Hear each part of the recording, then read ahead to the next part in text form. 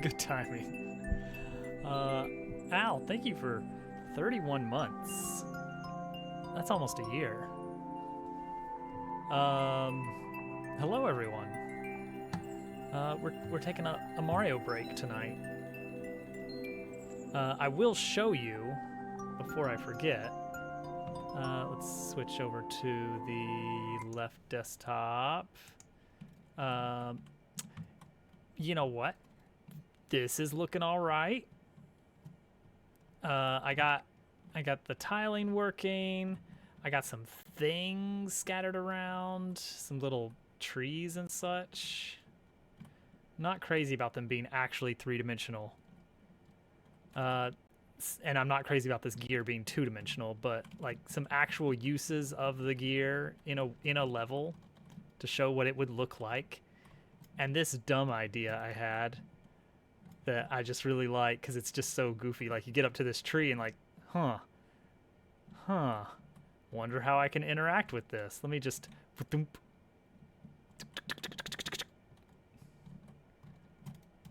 It's dumb. It's dumb and I like it. So there you go.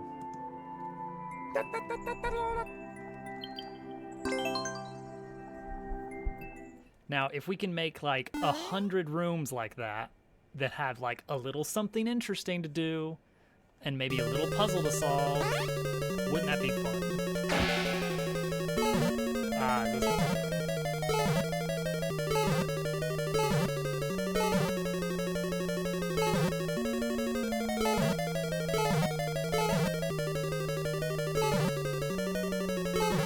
That's really interesting that this actually works.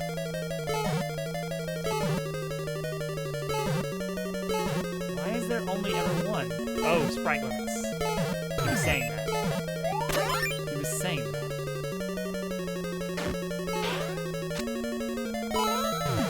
Sounds too loud. Bring it down. Bring it down. Oh, it's doubled?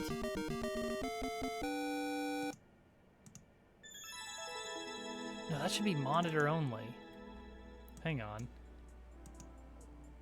You guys should not be hearing this. Properties. Wait, advanced properties. Media should be... Oh wait, no. It should be... If I do monitor and output... Where's it outputting?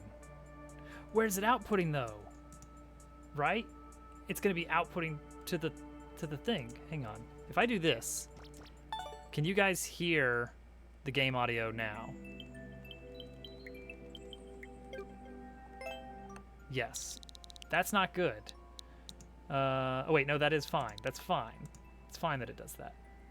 But if I do this, then you guys will probably hear it doubled, technically, because it is monitor outing to desktop audio, which is also being captured. Not doubled yet. Okay, we'll see. We'll see. It's weird. It's weird. So anyway, yeah, we want to make like 100 rooms with fun little puzzles and see what we can get away with. Should be a shell there.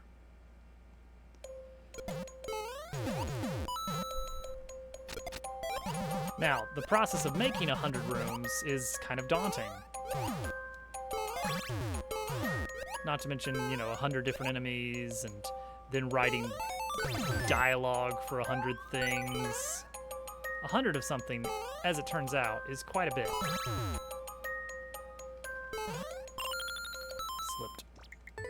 Slipped right off.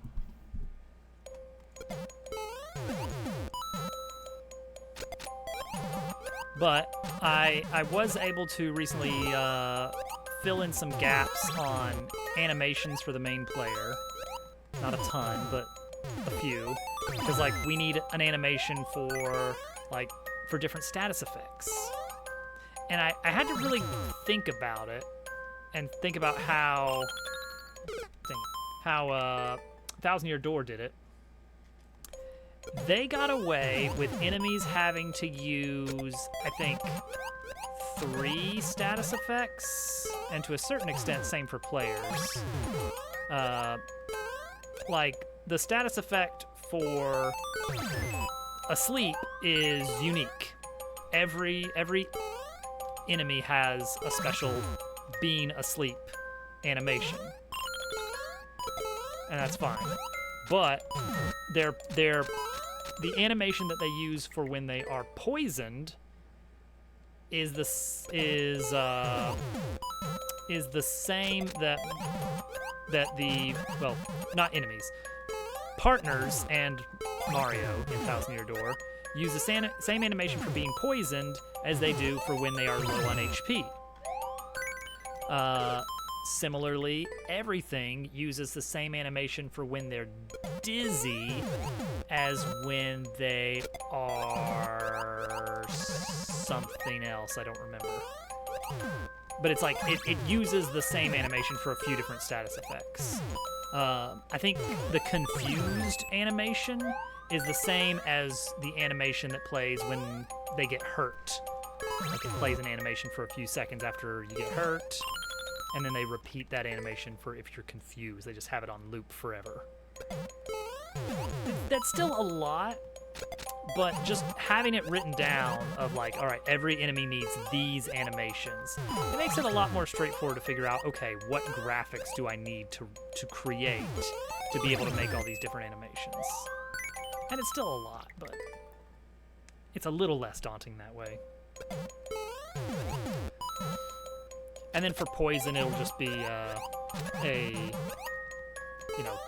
it'll be their injured plus a green tint, which I did already make a shader for tinting things. Well, not made a shader, but found some shader code and figured out how to actually plug it in correctly. I hope so. Jeez, that is slippery. Momentum. Momentum. Huh? Yeah, I'm hoping that we can just like hack out a ton of enemies really fast. I did find a way to do it properly with the 2D sprites, because as I lamented already, am I doing Team Fantastic? I'm actually out of Team Fantastic levels. As sad as that is.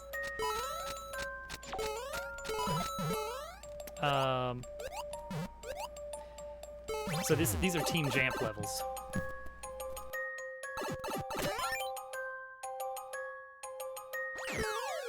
Was having issues with a while back was because I'm using a viewport, I can't actually see the images in a way that makes it viable to like easily like click and drag to animate. But one thing I didn't think about is I can make a copy of the oh.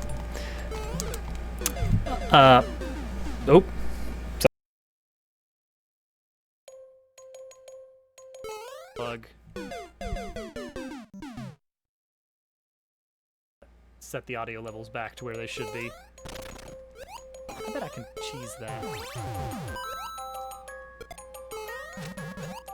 Oh, I can definitely cheese this. That's a mushroom. You're giving me a mushroom. Hang on. What killed me? What killed? Whoa! Whoa! What? Oh. It was a muncher. It was an off-screen muncher. Something is hitting that note block. So it's definitely doing some shenanigans there.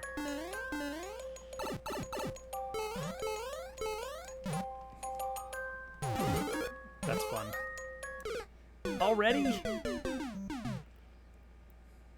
I originally had a caveat on that you needed to wait until the middle of the stream, or like give it a minute. But we can do it after this level.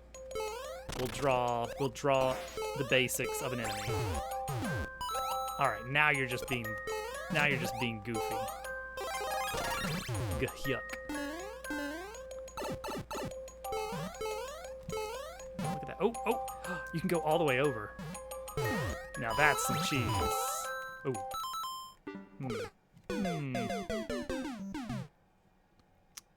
Well, it's officially been redeemed. Yeah, next you guys are gonna be making me eat vitamins. No, I do that. How dare you?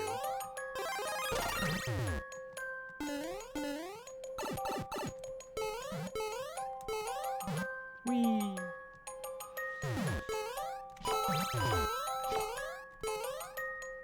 Yeah, that's cheese. That's some serious cheese. Fun. There we go. Maps. Hope you're doing well. We're doing great here. Doing great. Doing fine. Let's see. Can I access the Jamp site here? Let's see. Jamp. Show me the Jamps. I am still logged in. Boom. Like it. Love it. Let's see here. 2 minutes ago. Wow. Tired. Hello? Did that go through? Continue. Willow! Hello. Actually, you know what? I'm running the show. I'm gonna do one more level before we follow through with Dupu's Redeem. It's tier 3. I mean, you gotta go with the standard meme, the standard tier 3 meme of being just the, you know, it's a golden whatever to represent that you put a lot of money down for no good reason, and you're just flexing.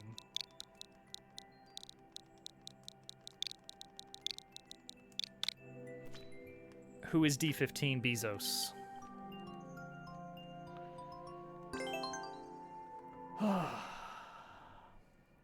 Everyone is here.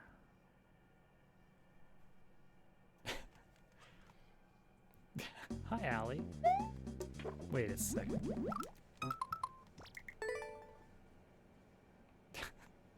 None of these people are here. Or are they? I guess I wouldn't know.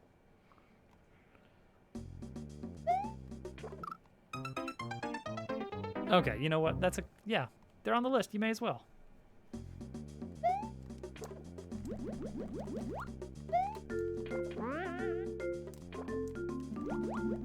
Yee. Okay, bonk that. Bonk, bonk, grab.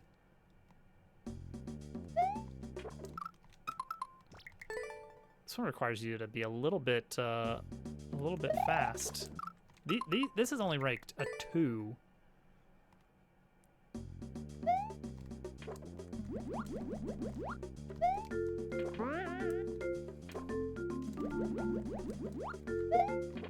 Bop, bop. Assuming I need to lose Yoshi there. I could probably make that without that spin jump. Poor Germ. This one is no checkpoint. Oh, because it has a clear condition, so of course it doesn't have a checkpoint. Wait a second. Hang on. I'm opening this up in the editor. Or in the level viewer. Did they de-cheese it? Did they properly de-cheese it? They did. Okay. There are Kaizos up there.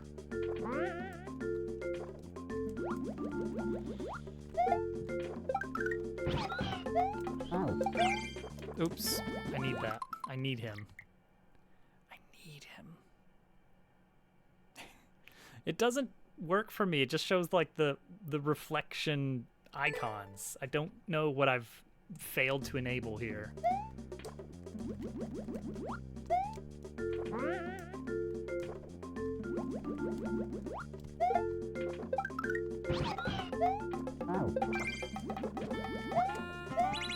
Oh, I need to directly hit that.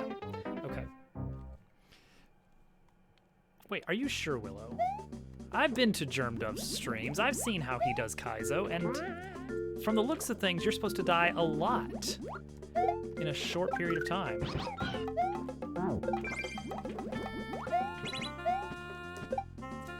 Ooh, that's a big bucket there. Oh, only during practice times. Okay. I guess I do have FFZ and BTTV. BTTV.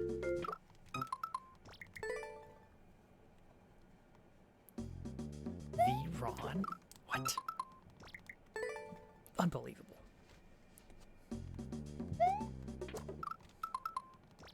And he's got cool shades. The Ron!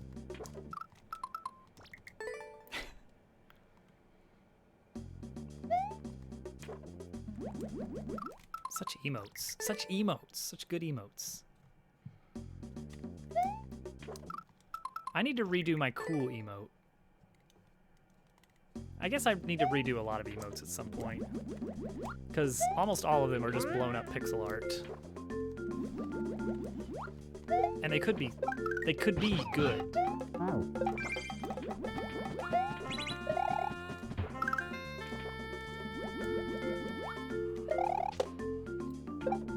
Ooh, that was awkward.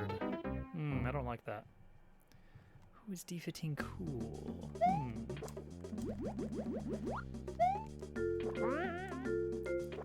I guess I need to have some kind of B section in my game, just because I have multiple B-themed things in Dabble Worlds. Like Wazamo. No one will be able to spell that. Perfect. Draw John Leguizamo with a Mr. Pibb.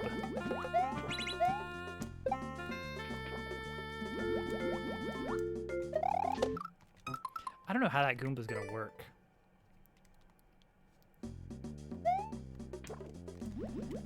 Should B with sunglasses and Big B be in Dabble Tales at some point? Like, I already was thinking that sticky floor, like honey floor, could be an interesting status effect. I don't know exactly what it would do, but it'd be cool. What's up with Mr. Pibb? Okay, now first of all, there's no period in Mr. Pibb. Let's get that out of the way right off the bat. It is just Mr. Pibb. Much like Dr. Pepper, conspicuously. I'm just rushing too much. Hello, casual. I just ran into a fish. Did you know you can type !gullible to see what's written on the ceiling?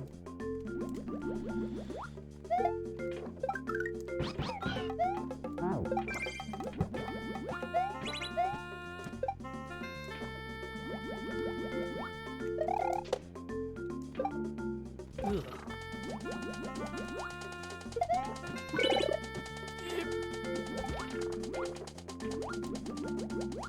Okay, okay. Oh, that's kind of mean, though. That's a little bit mean. Sonic Adventure 2 Battle! Live and learn! Hanging on the edge of tomorrow! What a cool but dated game. Same. I never got all the emblems. There were some that were just very, very hard for me, and I don't know why. Like, I didn't have a ton of games. So most of the games that I did have, I completely got just everything. That's why I have an encyclopedic knowledge of Donkey Kong Country 2, because it was one of my 5 Super Nintendo games.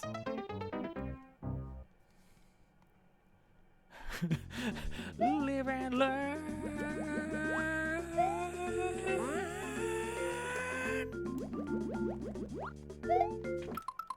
Bye, Yoshi. And that's why you know some. There you go. Everybody's got those games. One of the games they had. Because back then, we were all limited by budget, not by time. We had all the time in the world in our youth. And we spent it. Oh, did we spend it. Yoshi's Island was my other The Game. I went through Link to the Past several times as well, but honestly not as much as Yoshi's Island and DKC2.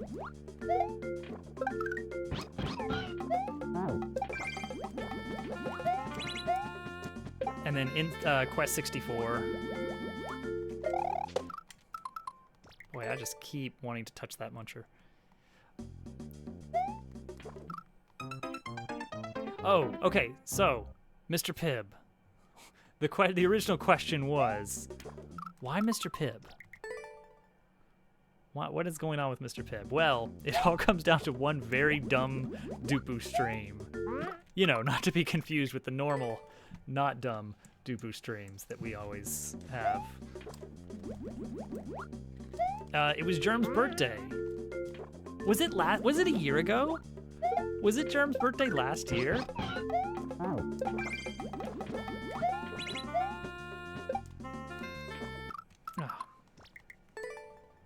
Because that would make sense. The Leguizamo incident. Basically, in honor of Germdub's birthday, Dupu just started putting images on his stream layout, starting with maybe people that might look a little bit like Germdub, and then it got really silly after that, and we just started requesting, hey, can we add this? Oh, you know what? I think this would go well as well. Hey, we should add John Leguizamo from the Super Mario Bros. Movie. Not the new one. The real Super Mario Bros. Movie. And then, hey, he looks a little thirsty. I think he needs a nice Mr. Pibb. Can we add a Mr. Pibb to the stream layout? And can you give John Leguizamo a little party hat?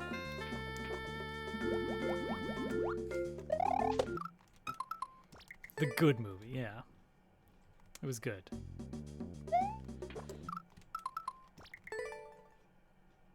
Yeah, Brad Pitt was scrolling across the screen. It was great. Best stream ever. Right up there with today's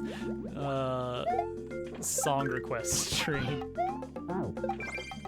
Oh, Dupu, you're gonna open a can of worms when you get that plugged in on your stream and get actual song requests going.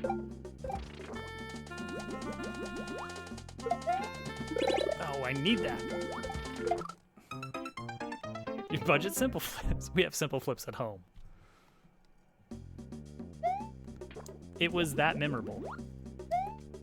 And because we keep referencing, well, not as often as we keep referencing, say, the number 6, but John Leguizamo keeps coming back up because of that incident.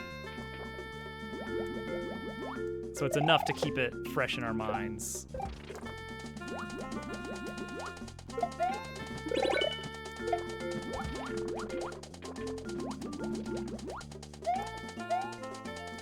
Eee. Okay.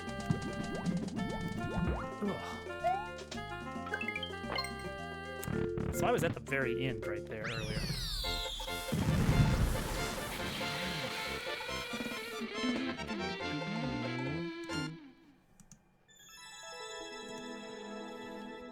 You know what I don't like about the other teams' websites is that you can't just log in with Discord. You have to type a command on their Discord, and that sends you a link with a token, and that's how you log into their website. It's like, guys, there's Discord integration. You could just integrate with Discord. All right, we'll do a redeem. Dupu has redeemed the new hotness.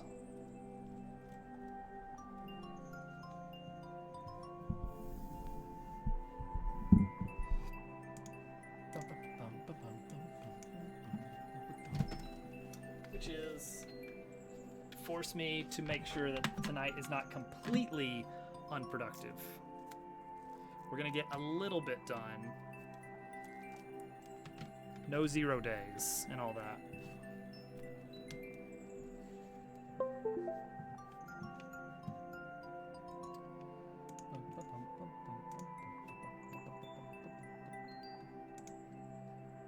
All right, 10-minute timer. Oh, and that does kill the audio because I don't have it on this scene. So,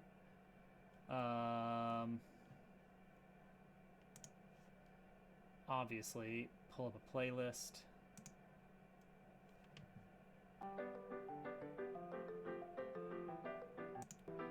There we go.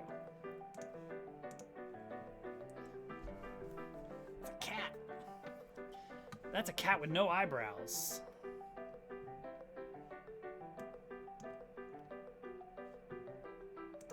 The cat needs some eyebrows.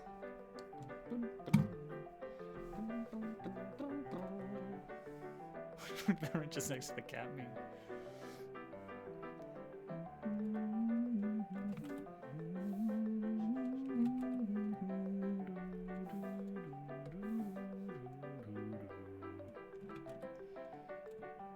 Okay, let's see here.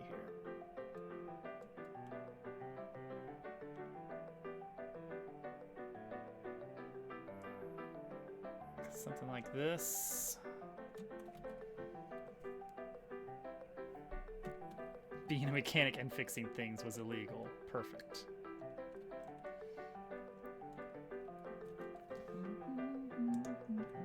This is the first partner, cat.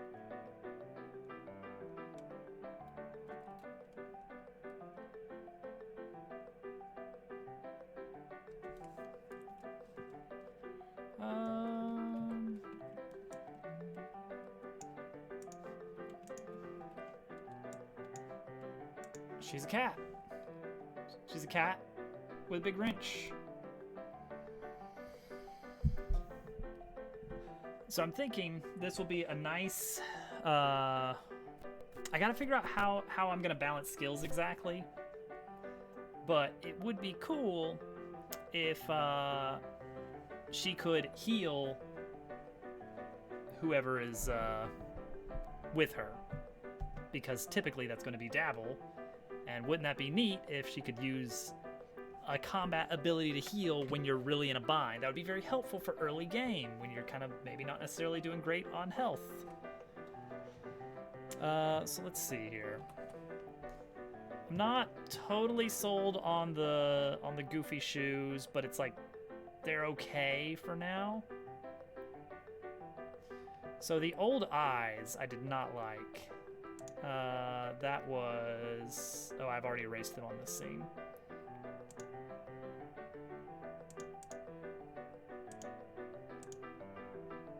We're gonna have multiple faces that can swap in and out.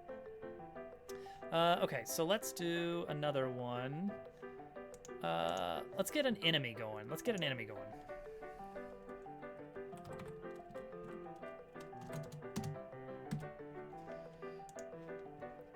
We need some more Chapter 1 enemies. All right, quick ideas. Quick ideas. Sketch them out fast. One idea. I want something that you can't use, like a certain, like an attack on a certain attack, like maybe the spring attack where you throw a spring into the air. And maybe the reason you can't use it is it's a mushroom enemy.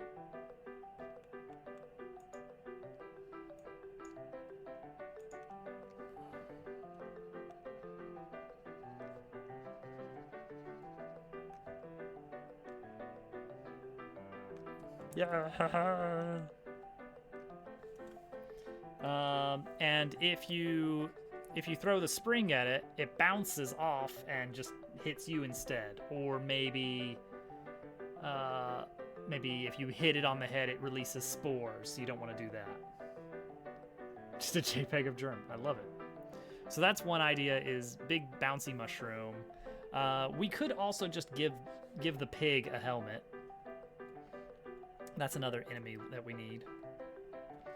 Oh, the first mini boss. I do know what it needs to be. So maybe we need to do a little sketch for that first mini boss.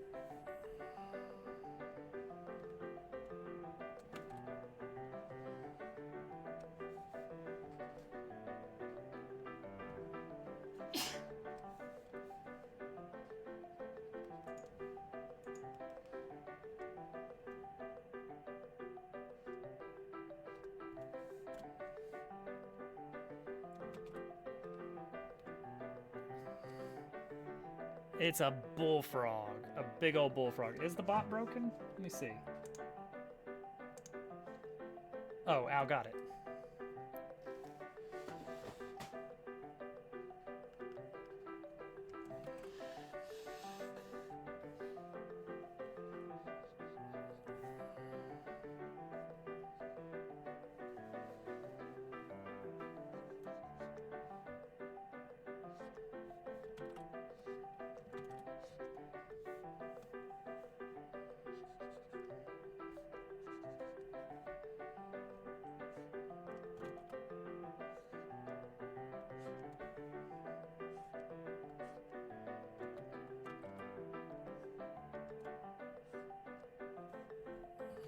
Don't like the hands as much, but we'll figure something out with that. But yeah, it's a big old bullfrog. And then he will, as one of his attacks, one of his fun attacks is big old open mouth. Blah.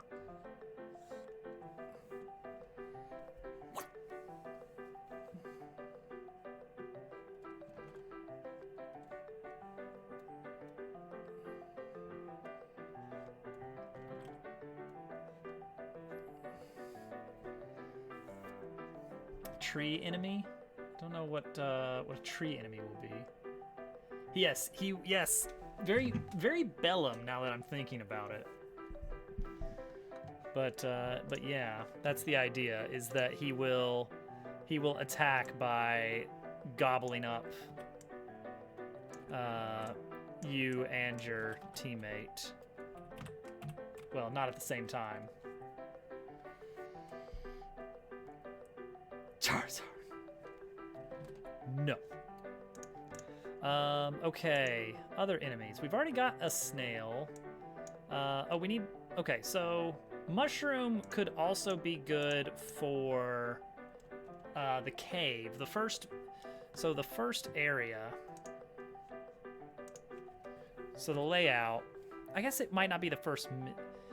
It'll be the Chapter 1 mid-boss will be the bullfrog, which I'm tentatively, at least internally in my notes, naming Jeremiah. So you're gonna have the hub zone over here, your rogue port or Toad Town or whatever, and then from there you're gonna have, like, you begin on your Chapter 1 journey, go through a few rooms, maybe there's like a little optional room or something that could lead to something else later, but you can't do anything with it right now. And then you're basically there. You're basically at town, where you get the spiel on what's going on in Chapter 1, a second screen for more town, and then some adventure rooms for going along the riverside, and then you have the cave, which is your Chapter 1 mid-dungeon. And this is all following along a river. You get to the other side of the cave, a couple more adventure scenes, and then you're kind of on the other side of this bridge you cannot cross right now. And then you get over to Chapter 1 main dungeon. So you got a mid-dungeon and a main dungeon. both of them will teach different things about how the game works, but you got to have a boss fight here, and we're gonna have a big mean bullfrog.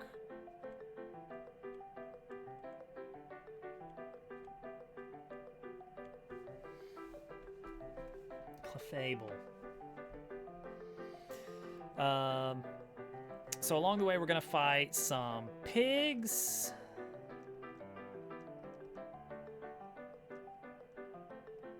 We're gonna fight. Well, snails are mostly gonna be over here. And then I guess our main enemy here will be mushroom guys. Oh, that's 10 minutes. Lock it in, as they say. Some flies. Some kind of little flying... Yeah, we do need flying enemies. Not necessarily flies, but definitely some flying enemies. All right, Dupu, I hope you enjoyed your 10-minute art time redeem. God, I love controller drift. It is my favorite thing in the world.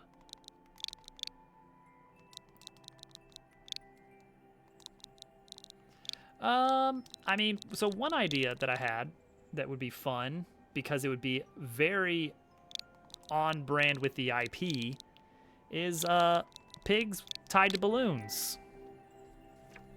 Yeah, I want an enemy you can't hit with the spring attack and an enemy you have to hit with a spring attack.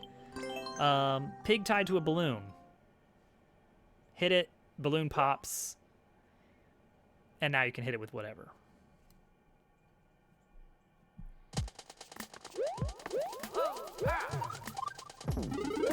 Oh, that's fun. Oh, I needed that. Yeah, so we'll do... That'll be nice, because that's just like reusing some existing art, but adding a balloon to it. Oh, right. It's faster than I can read.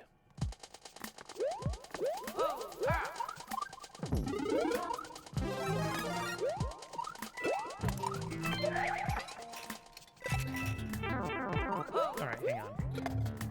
Oh, never mind. Not doing anything about that. Oh, yeah. Plain pigs would be nice. Alright.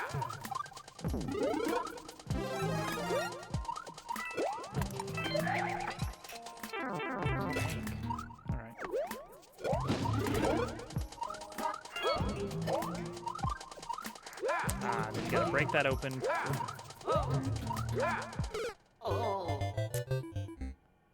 Okay, I know I can do that without the mushroom, but I'm gonna need the mushroom later.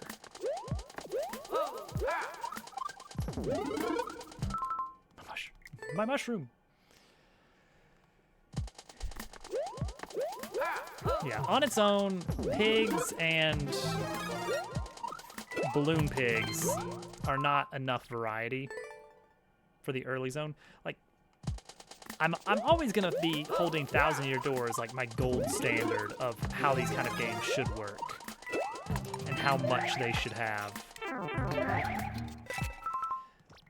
1,000-year door chapter 1, before you get to the first dungeon, before you get to the first mid-dungeon, you're fighting Goombas, spiky Goombas, Paragoombas, and then Koopas and Paracoopas. So you've got 2 separate types of enemies, all with multiple variants that control whether or not you can hit them with certain moves.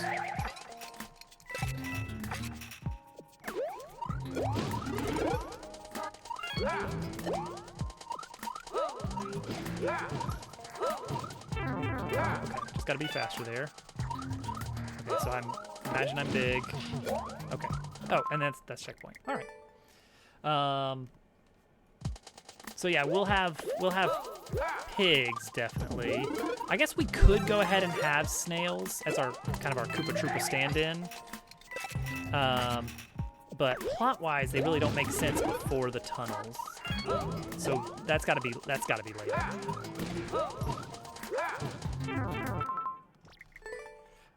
Let's see here.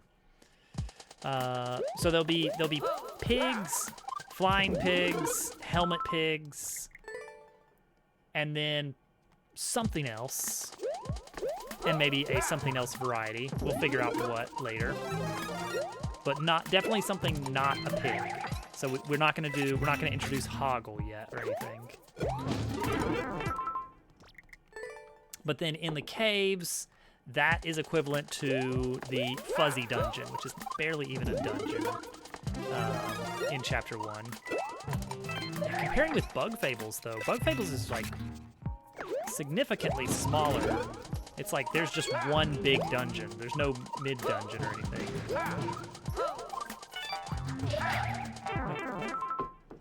Am I just supposed to do that really, really fast or what?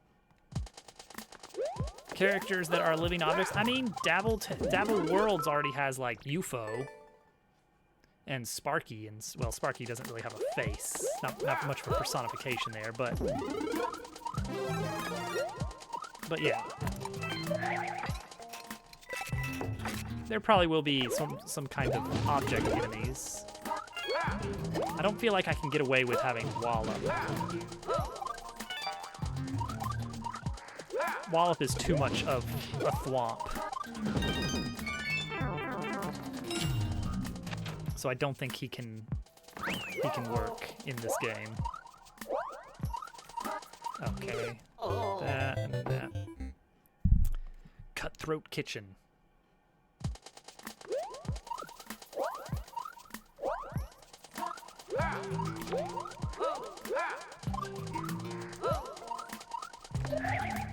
Okay, that there. Something to land on there. That's true. We got all kinds of options.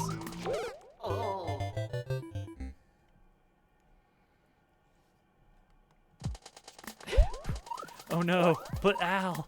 But Al! Oh no, Al! I have terrible news regarding the role of Thwomp in Thousand Year Door. Bua? No! I'll add John Leguizamo.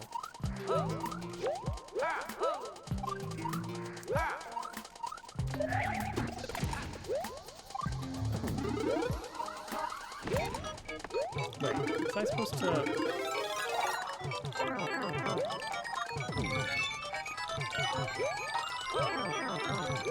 I'm supposed to get up here without taking damage. Take damage there. That should put me in mushroom state, so there's still going to be a damage boost after that. I cannot jump off of spiky walls.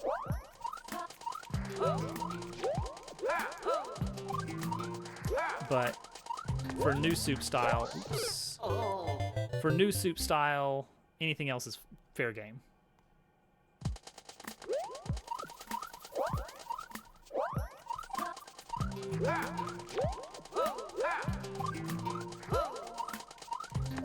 Actually, there's even an exception to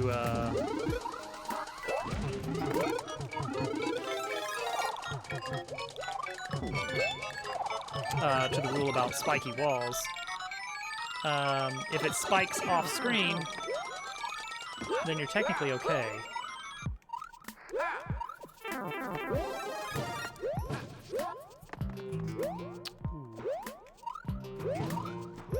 Oh, that's baby. Ha ha ha, because you see, welcome in, Jades.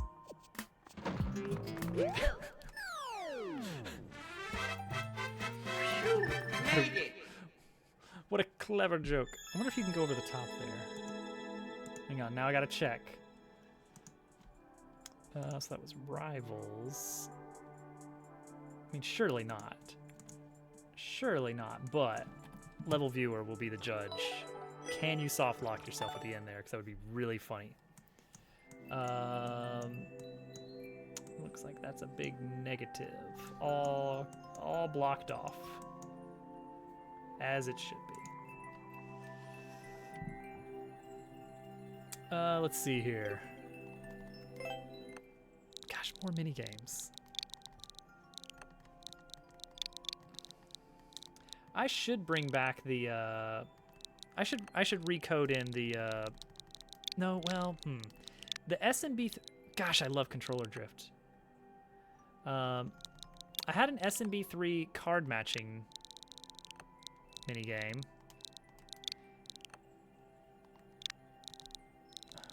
What do you want from me? What do you want from me? Still? Still? Are we done? Are we done drifting?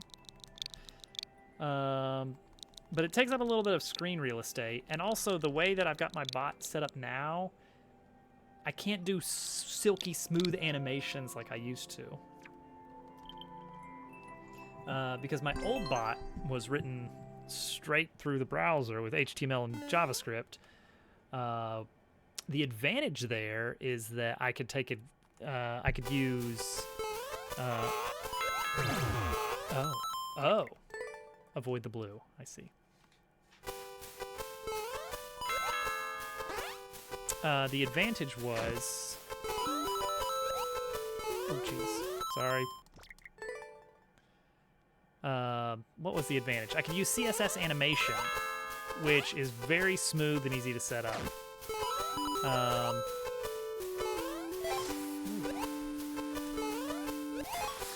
Okay. This is interesting.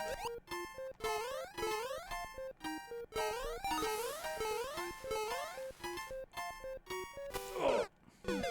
That was it. That was it. I'll hegemon. Or what to do with it. I mean, okay, so you got a few options. And it all depends on what you want to have happen. Like, if you just want to have something where you can program in some basic commands, like when you type in !schedule, a message pops up that says, hey, the current schedule is this. If you want that, there's a ton of just really easy to set up stuff. Whoops, I don't need to go that way yet. That you can just say, hey, when you get this message, reply with this. You can do... What are the good ones right now? Is Moobot still good? That was one I remember a lot of people using. Moobot. I know there is stuff like Stream Elements, but that's got its own little baggage attached to it. You have to. Anytime that you're going to have a bot, you're going to be opening up your stream. You're going to be letting some third party have moderator privileges on your stream. Now, that shouldn't be an issue, but, that's a concern for some. Cool. Very cool. That was significantly easier for both of them being a 2.0. Gotta say. Actually, not the last one, but the one before it.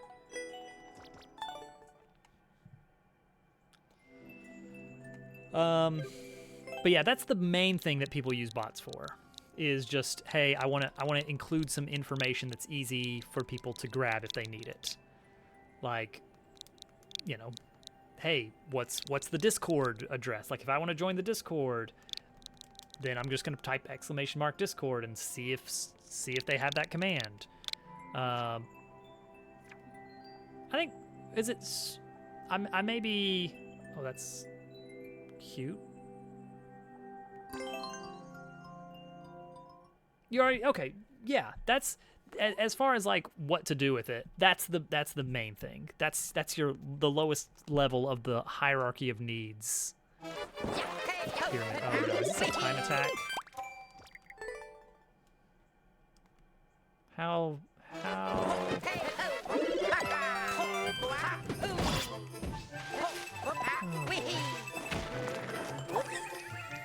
What am I doing? Pop. Pop.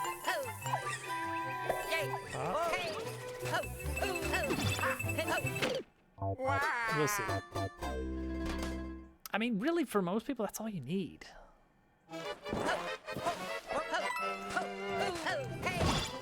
Like, stuff like minigames and stuff, I only have that set up because I can.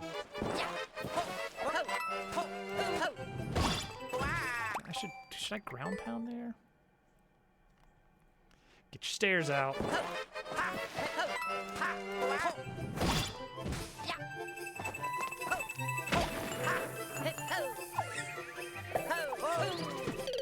doesn't feel right. Is there a clear video for this one? There's not. There's 5 seconds of leeway. Jake, how dare you!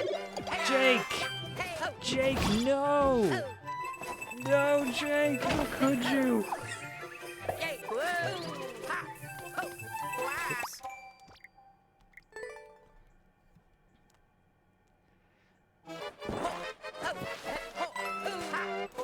Hi, how are you, Jake?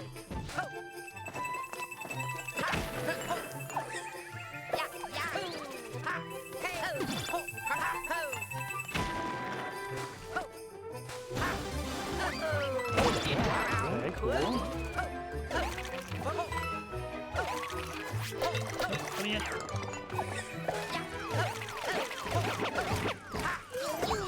Cool. Oh, great. A car section. Love it. Don't like my chances here. Oh, man. I feel like there's still a lot of level left.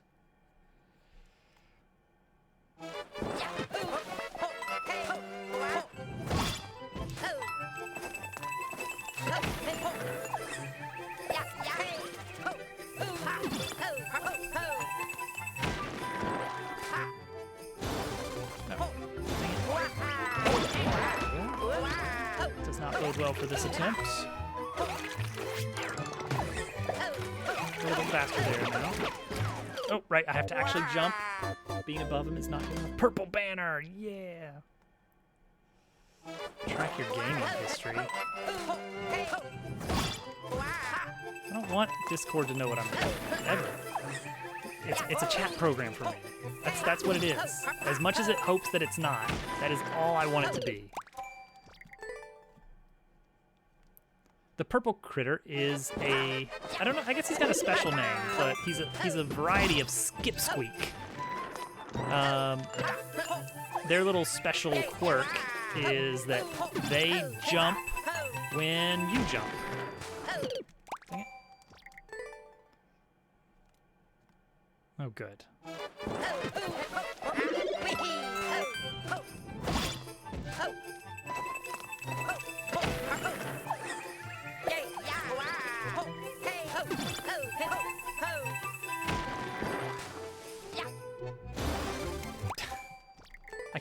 I keep forgetting.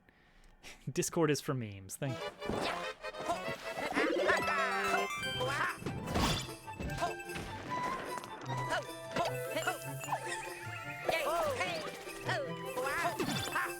Discord, you are only my program of choice because you are working right now. And as soon as you stop being easy to use and lightweight enough, I will swap you out for something else. It happened to Skype. It could happen to you. Who is that? Who is what? Nice. Maps has joined the ranks of people with Discord servers.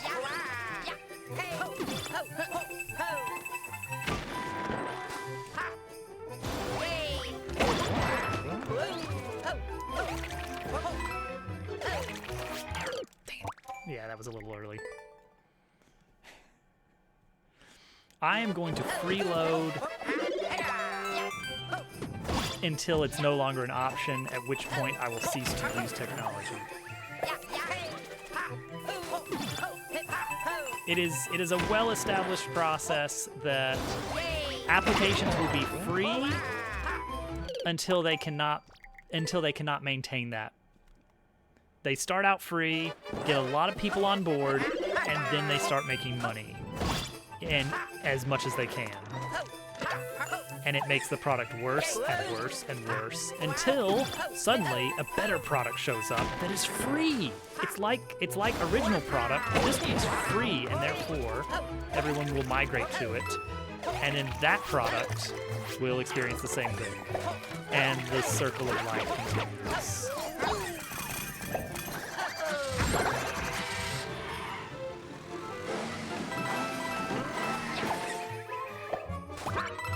Two, 1, 0. Cool.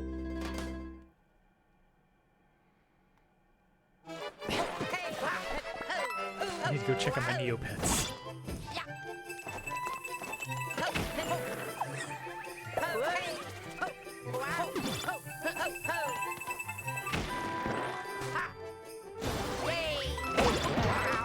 Oh no.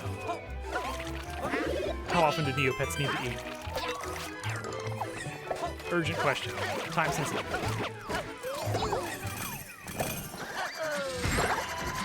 They didn't have enough time.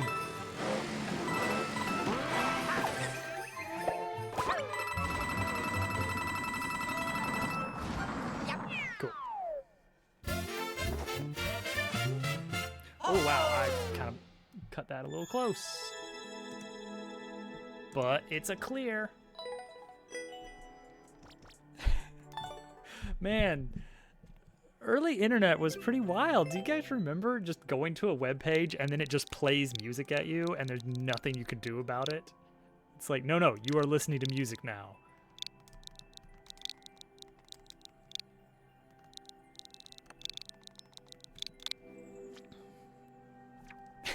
We were friends. Wow. Who knew?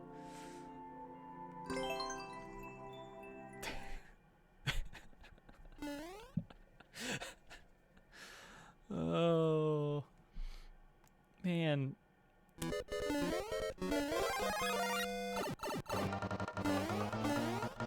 I had a tripod site. I did not have a live journal.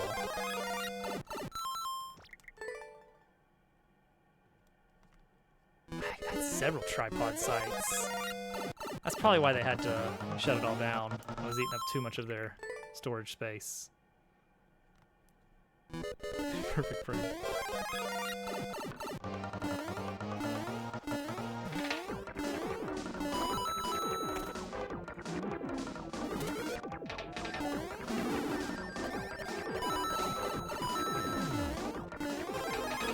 Oh, that's cool. That's cool. It didn't line up, but it's cool. Thing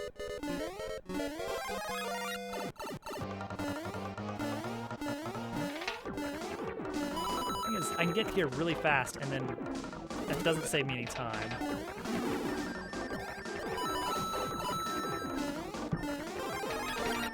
Pew, pew, pew, duck. Why is there an arrow pointing left?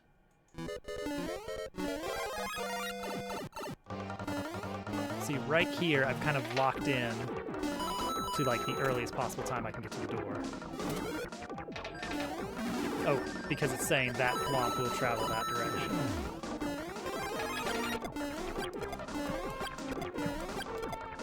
Cool. Oh, it didn't go through. Dang. That's pretty cool, though. If you don't miss. Oh no, the pre-roll ads. They're back. We're gonna live with them.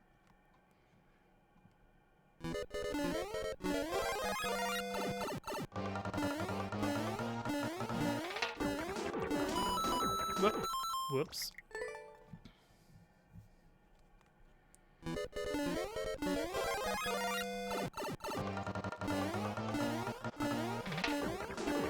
Weren't for the fact that like, if it weren't for the fact that running ads would prevent other ads, I would not run ads at all. He was a good friend. He was everyone's friend.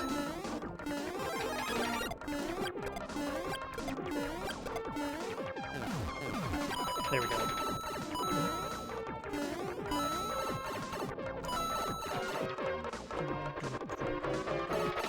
You can't! Haha! You have to have ads. Okay, so the time limit is not really a problem.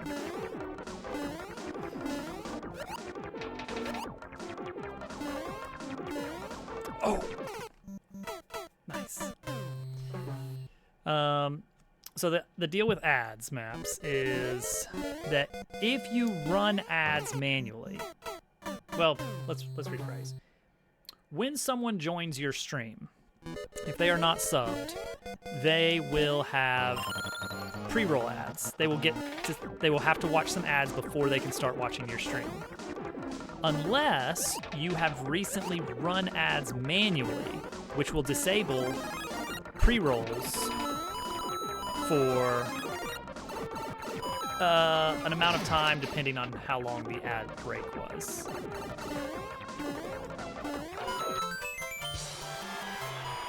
Since you're not, I don't know about that, Mac. I'm pretty sure you still get, that people still have to have ads occasionally. I'm not 100% sure.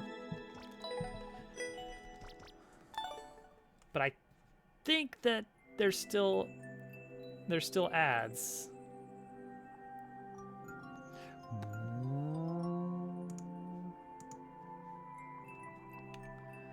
It's just that if you're not affiliate, you don't get the ability to control, like to opt in manually to ads.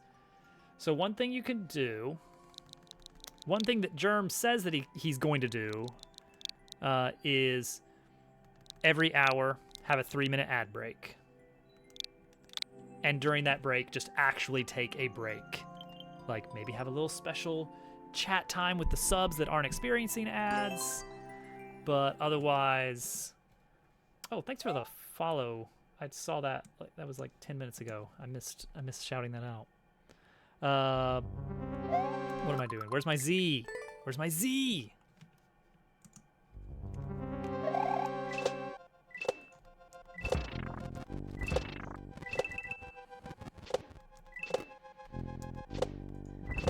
Oh, right. Wrong direction for that. Yeah, he never does. He just keeps playing. The ads run, but he's still playing during that. But that way people aren't missing things during the ad breaks, because you can control when the ads happen if you do it that way.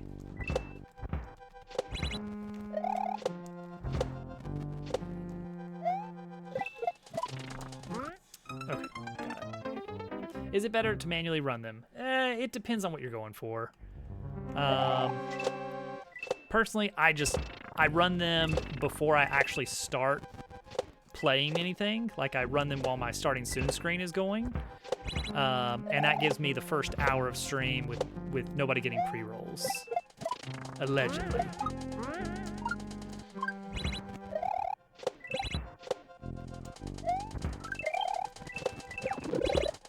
Oh, that lined up pretty nicely. I mean, it could sneak up on you.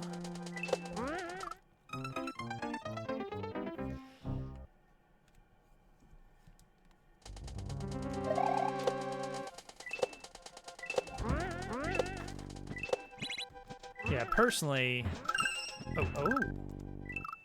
Okay, got it. Create some method to prevent them. You can't prevent ads. They will play the ads.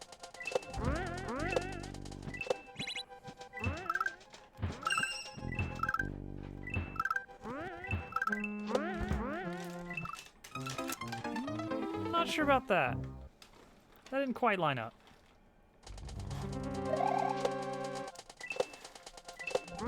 I mean, now if you mean on the client side, it's like they can't force people to watch the ads.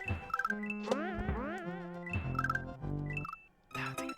That was almost it. And he's gonna hit on off at some point, somewhere. It's a fun little bouncy level.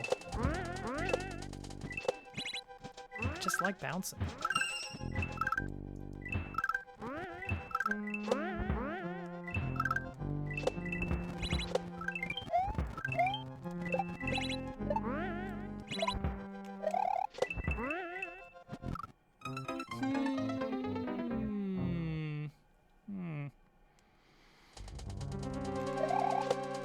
Probably doesn't even care about the ad lane.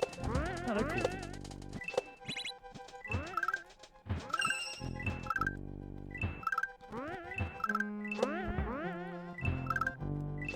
I would happily, like,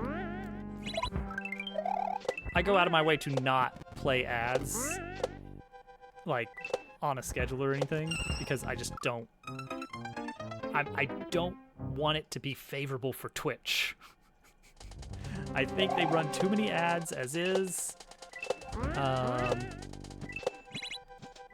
and they are getting more and more aggressive with the advertisements. There's banner ads.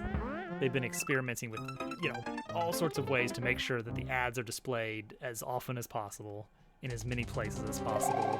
I don't like it. If I could forfeit all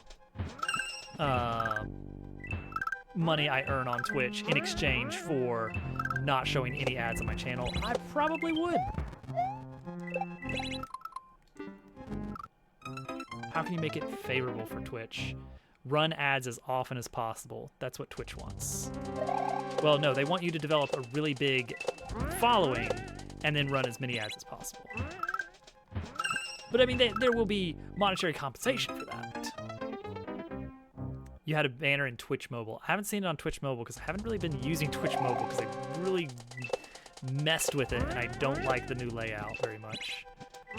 I have to act like in the olden days. I open the app and I can immediately see who's on. And now it's like, oh, well, no. First you gotta go over to this other option to see that information. And that's not, no. How can you not make it favorable for Twitch? Then do the opposite of that.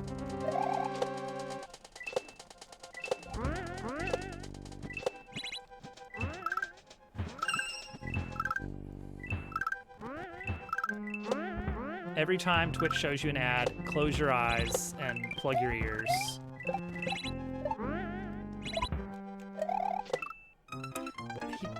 When thwomps go down, they first go up just a little bit. Yeah, it's like, part of me is like, oh, what am I complaining about? It's one button press. But, hear me out, it's not just a simple button press. If it was, I'd probably learn to be okay with it. They put the new stories feature. Why doesn't that line up? They put the new stories feature, and I don't know if I can actually get this to do what I want. Yeah, actually, hang on. Let me see if this will work. All right, so you open up Twitch.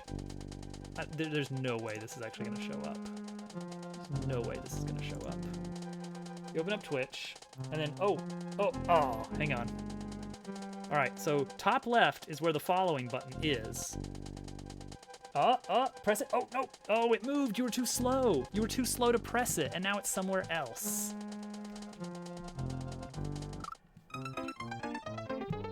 So it's like, depending on how long you wait to press the button is going to be in a different spot. And that is terrible design.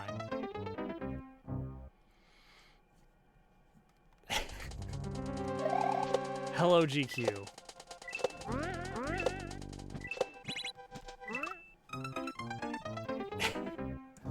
No! Twitch, I'm not going to. I'm not gonna make this. You're not gonna make stories happen, Twitch. I'm not here for stories. I'm here to sit and watch people play video games for hours on end.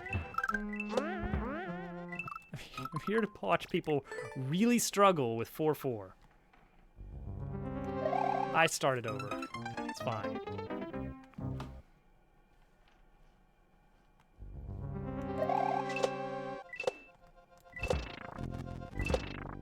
And another thing, Nintendo. Why is start over the option instead of return to checkpoint?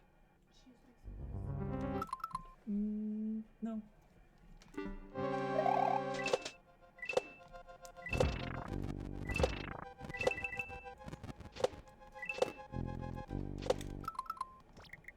Just don't have the technology. Just not there.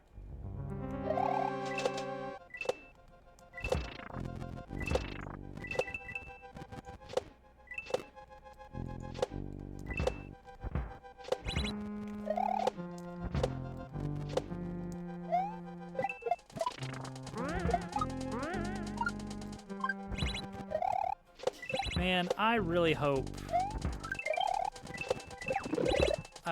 things take off with Y's Godot port of SMM2. Like, he should. I'm really worried that he's gone on quite a long time in his series without replacing the art with not Mario. And that has me worried that things are going to meet an abrupt end.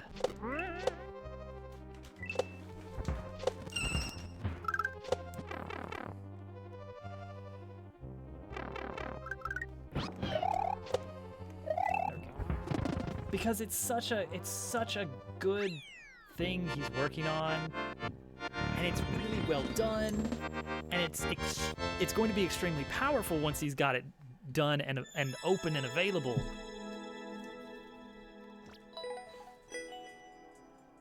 But he's got to do two major things.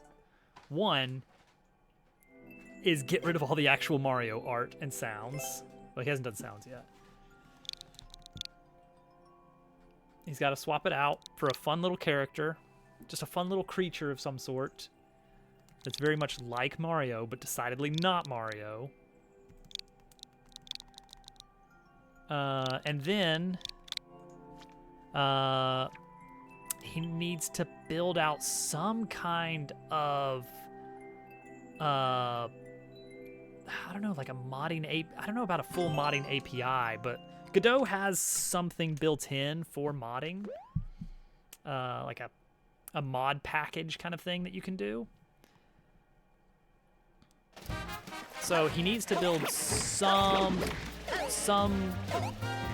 good way of making it to where people can add on to it, similar to what you get.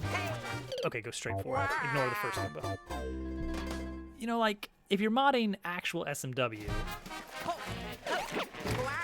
then you're gonna have to like patch the copy. You're gonna have to go to SMW Central, look through all the things, get the patch, edit it to do what you want, and then hope that's not interfering with something else you're using in a weird way. That's a bit of a mess, right? What if it wasn't a mess? What if it just worked? Okay, that's not what I wanted. What if there was just a browser of mods, and it was just something you could drag and drop into a folder, and then all right, there you go, you're ready. Throw it in your project. Now, I guess what needs to happen is, first, he's got to make the engine in Godot, but then someone has to build a standalone program, which can also be in Godot, that can be used as a very user-friendly. That does not work very well, if that's what I'm supposed to do. Someone needs to build a nice user-friendly level editor, I guess. Well, Godot is already pretty user-friendly. Like if the system is already set up properly, then Godot could be the new editor for making levels. Nice, you know? And you know what? Now that I think about it, you can export Godot projects to web, so you can have a web-based editor.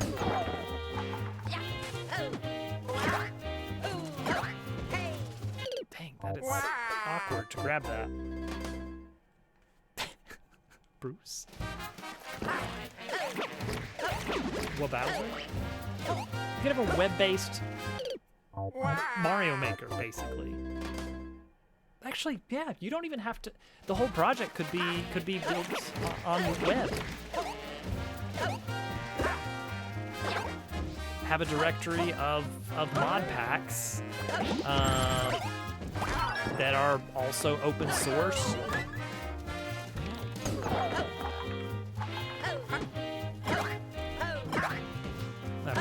Okay, I still don't think I'm doing that right.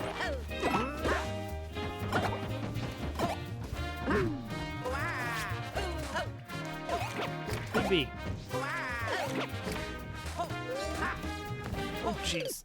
I did not expect him to jump. The classic Dobbs Majora's Mask stream, that's the one.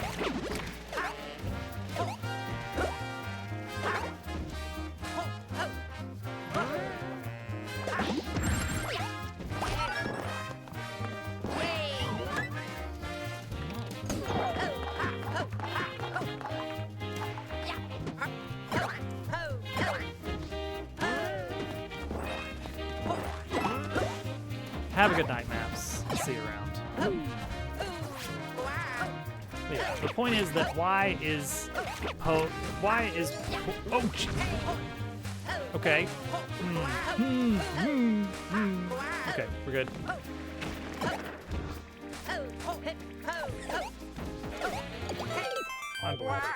After that save. Y is poised to make some serious waves in the various Mario-themed making communities.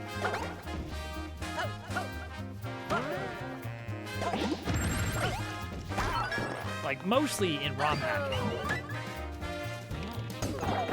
Like, consider how dated Lunar Magic is. And that's, I mean, Lunar Magic is amazing for what it does. The Holy Mackerel. It does some amazing stuff with a very old game that is admittedly difficult to work with.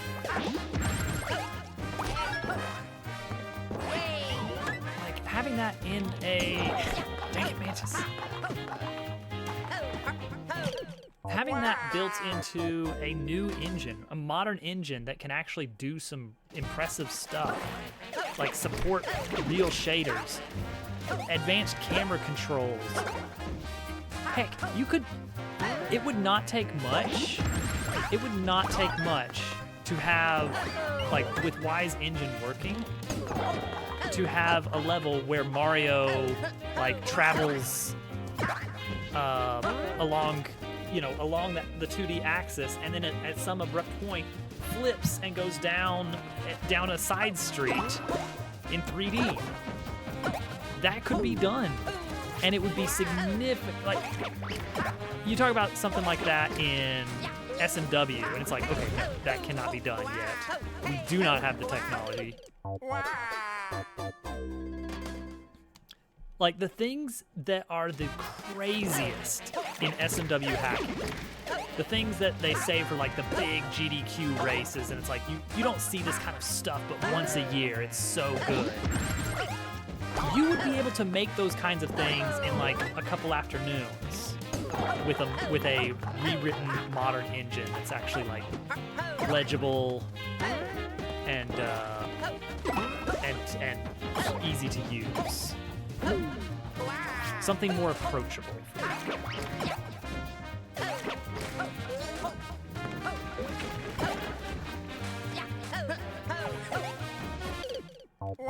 Dang, hit those hitboxes. Reinventing Super Paper Mario? No. Reinventing Paper Mario is my job. But yes, that was kind of what I had in mind, is that you could do that in SMW, and it would be amazing. It's also Nintendo's job. They're gonna do it at some point, aren't they? They're gonna do a remake of Super Paper Mario, and it's not gonna be super great. It's gonna be like cleaned up a bit, but it's just gonna be like, this is the same game, and people are gonna be okay with it, and that's gonna be the end of it. It's gonna just do okay.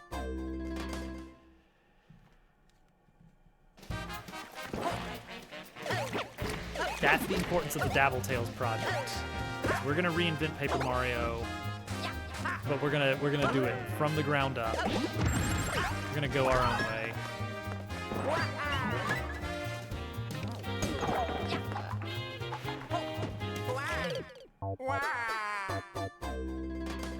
That's really awkward to grab. Yeah.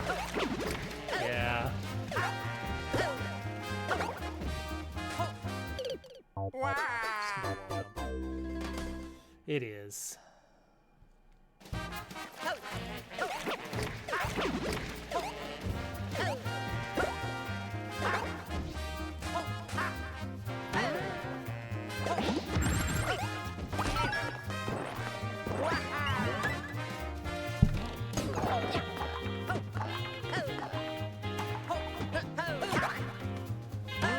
Alan.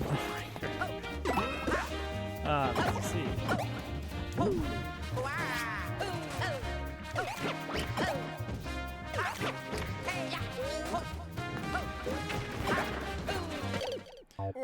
tried to ground pound cancel there. It ate it because I was too close to the ledge.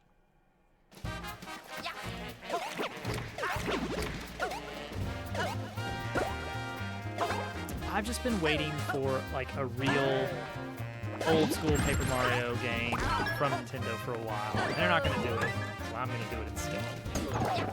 Do it myself. I'm gonna make it happen. I don't know how long it'll take. I don't know how much it'll cost for me to make it. But we're gonna make it happen.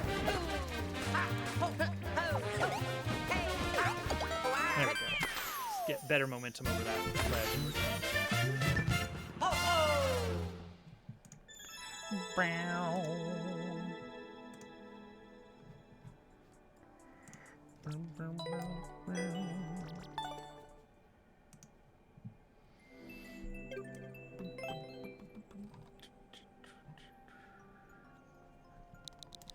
Boy, Team Jamp has a lot more levels than Team Fantastic. Did you guys know that?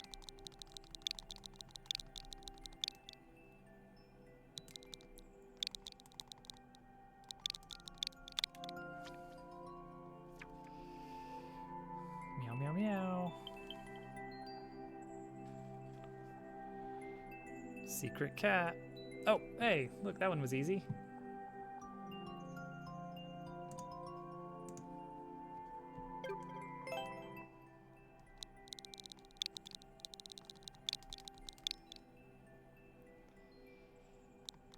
Yeah, I'm in Team Jamp. I ran out of Team Fantastic levels. I cleared all of them. So here I am. Tricky triangles! That was an okay star.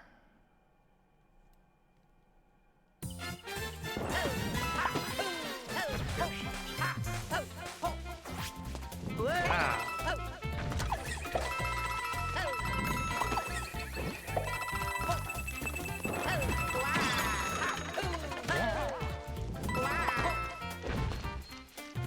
Okay. Nice troll jump. Stink.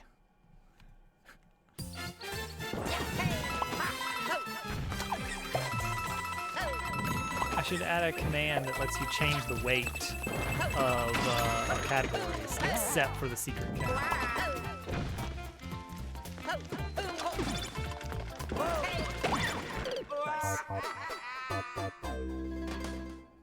Nice. It was Team Jamp, except shell jumps were allowed. The original telling of it was, oh, it's levels that are ROM hack style, and then it was like, no, it's Kaizo, but no specific theme. And then later it was, no, it's readable Kaizo levels, and then later it was, I don't know.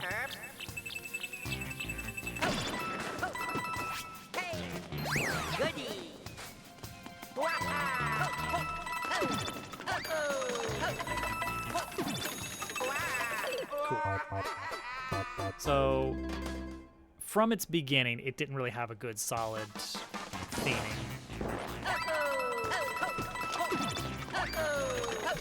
And that never really got solved.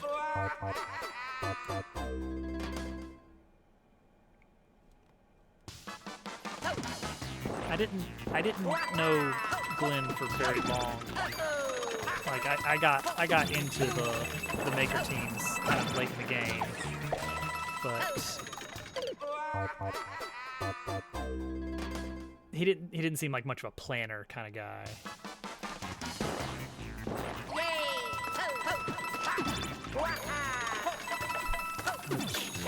Yeah. Anyway.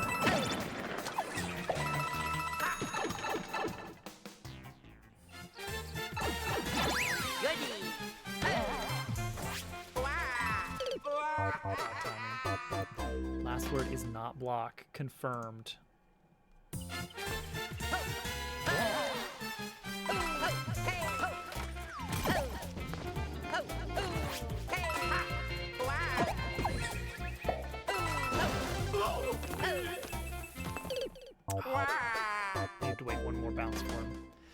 orange spleen. That's it. The spleen block. Looper.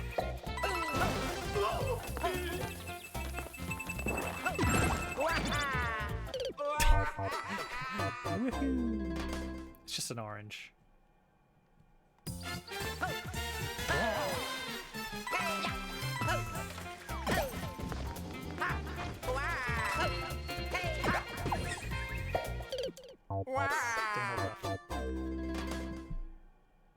I need to figure out a good, solid work plan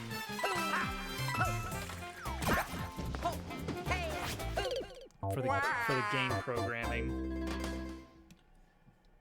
I need to write down how much things I need. Like, I need like 100 enemies and like 100 rooms.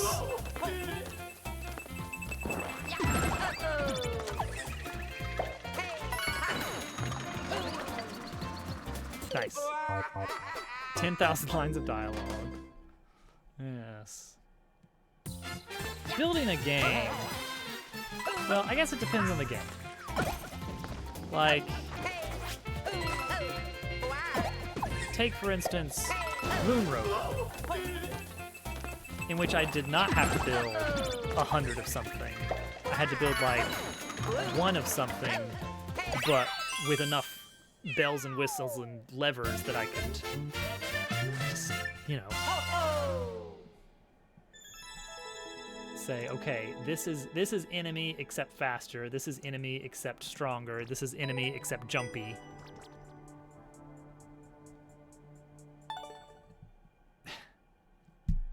Good old Moonrover. It's like, historically, the games I've made are very engine heavy and very light on actual content.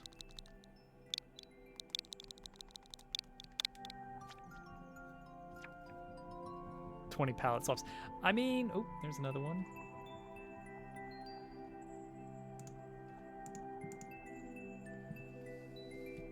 Another freebie. There will be palette swaps, absolutely. But, actually, I ran the numbers on Thousand Year Door, because, again, like I said, I'm using Thousand Year Door as my standard of excellence, my gold standard. Thousand Year Door has about 100 unique enemies. If you take out palette swaps and doodads, there's about 30 enemies. Like, the first major area of the game, you have Goomba, Goomba with a spike on it, Goomba with wings, Koopa, Koopa with wings,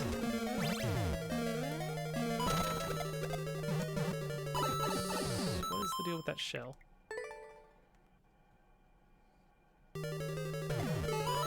That was a great face, by the way.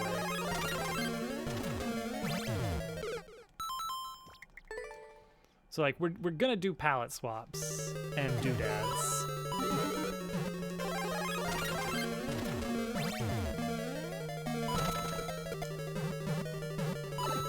But it's still gonna need a lot of stuff.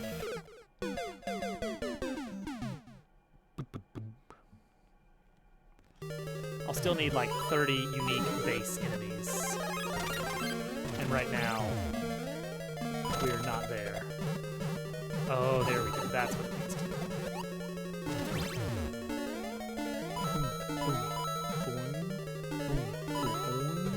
Bounce up.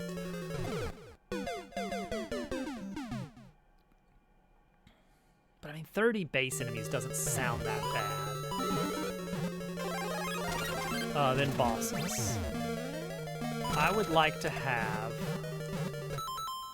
How many bosses would I like to have?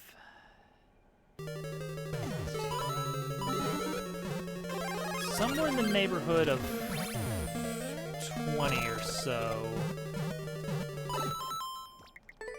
20 to 30 bosses seems like a good amount to shoot for. Because I'd like every chapter have a boss and a mid-boss.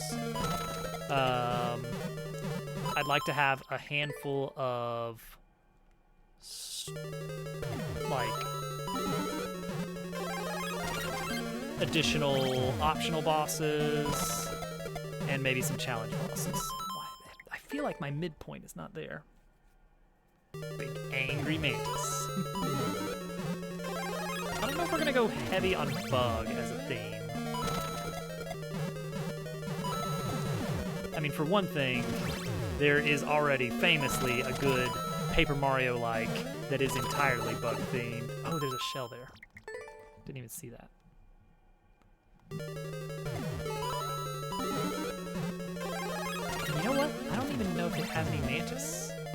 Manti.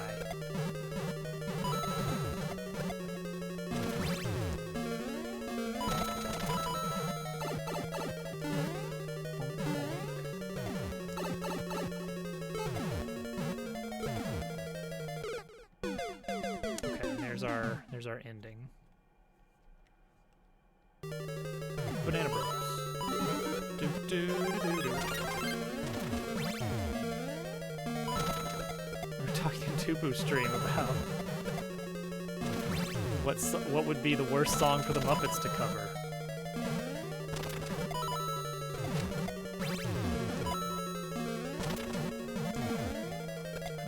I love these bouncy levels. Oh, okay, you can't go full jump there.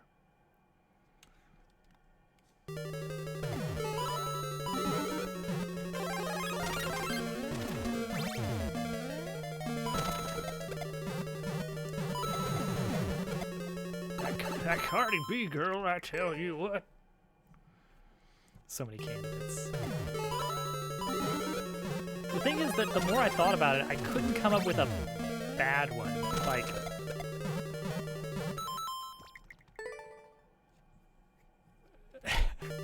yeah. And you may find yourself.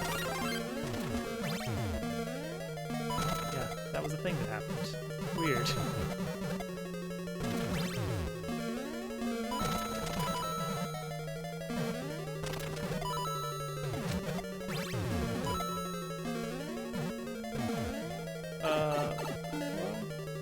Oh, bop. Same as it ever was.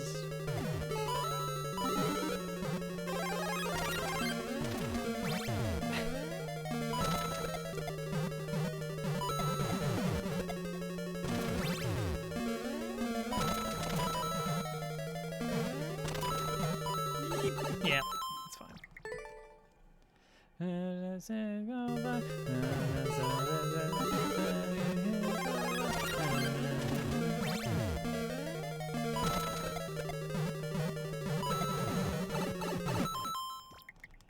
I mean, animal would obviously be involved.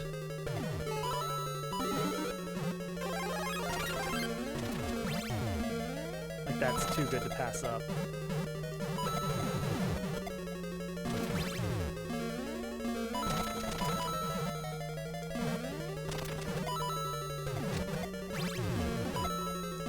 Gotta hit.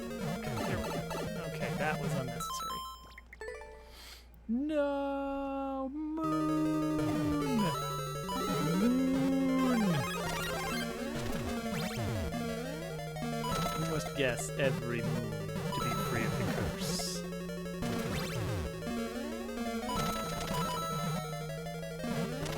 Ah! I'm sure they can pull it off.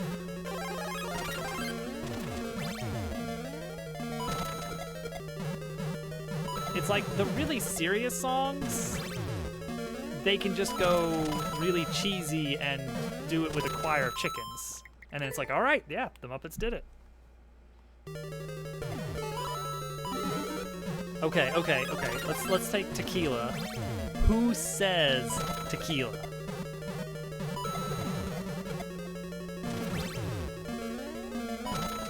And why is it Beaker?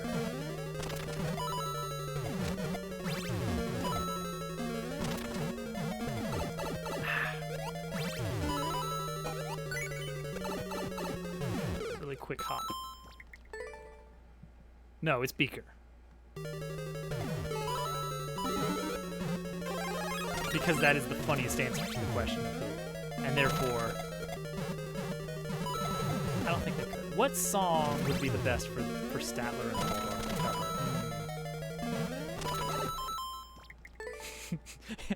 It's just the huge build up, and then Beaker shows up and just beep, and that's it. And then the song resumes. Except the big expressive hand waving of a human hand in the Beaker gloves, because for some reason Beaker has full human hands. All right, a little fast, a little fast. Okay, there's our check. There's our big mushroom check. Not only a checkpoint. I'm in.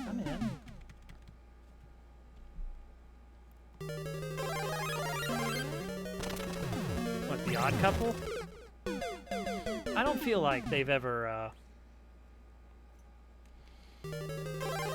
don't think they've ever really given Statler and Waldorf much of individualized characteristics. They are just a pair, and they have no unique personality traits that differentiate one from the other.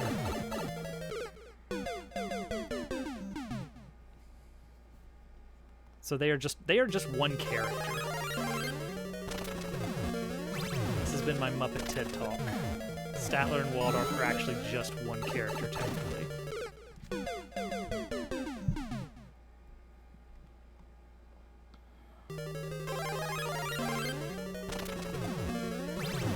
They even play a single character in Christmas Carol.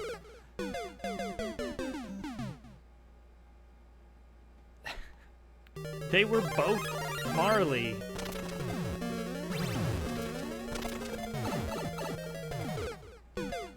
They were Marley and Marley.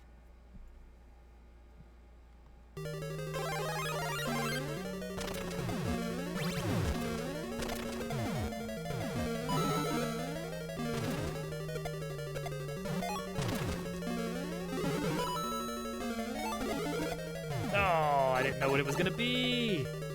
I didn't know. Marley and Marley. Oh, we're Marley and Marley. Oh.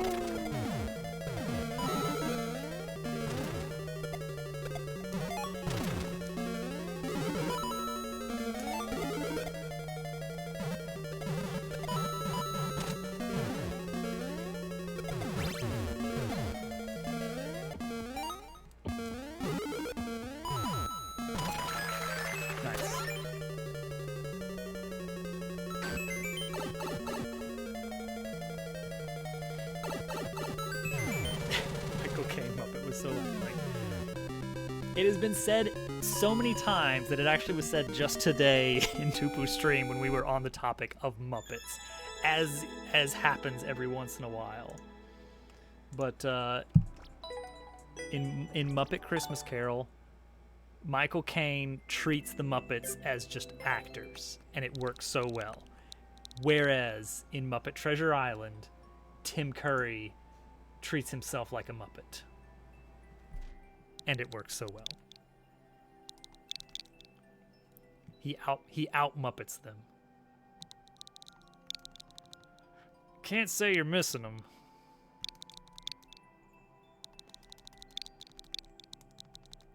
Simply view forever.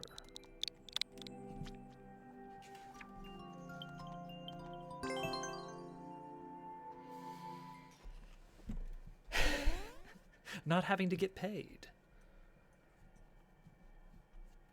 Oh,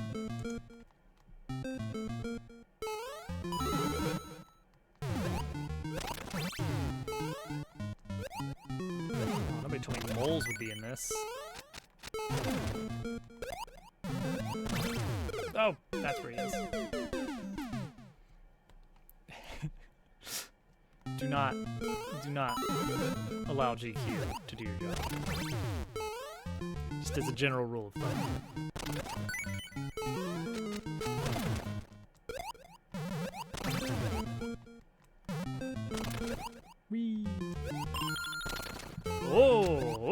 What was that? What was that? Oh, that was fun. That was something. Goose will keep him in line. It's no use. He's been bribed. He's been bribed with the little soups.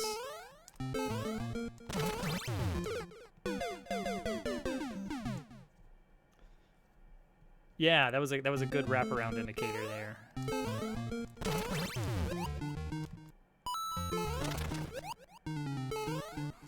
It's one of those indicators you don't have to use a lot. Oh, I was a little slow. Mole slipped right off there.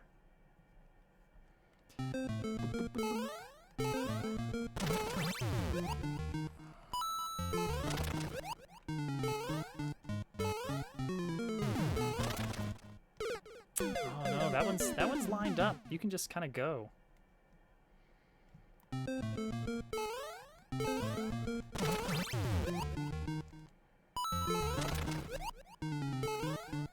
See, that one you have to wait a little bit. Oh, look at that. Oh, two moles, obviously. And that's gonna line up for a run and jump to the pipe. Just really surprised that I didn't immediately die on that spike.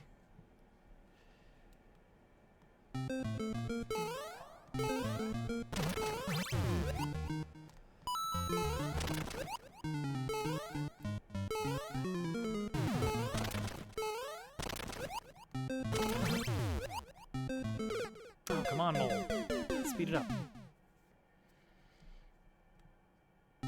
I think I've got enough leeway there that I can follow the mole over if I need to.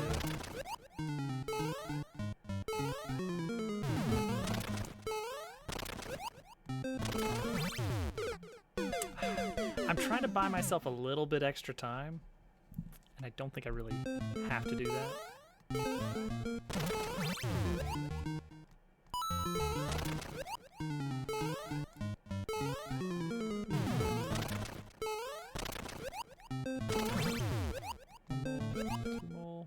Okay, yeah, there's plenty of leeway.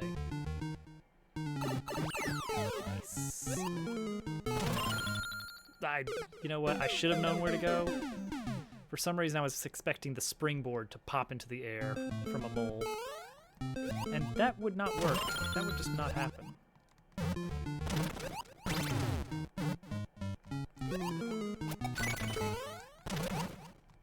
Cool. Oh. I'm so distracted. Why do I have a shelmet? How's a shelmet gonna get me out of here?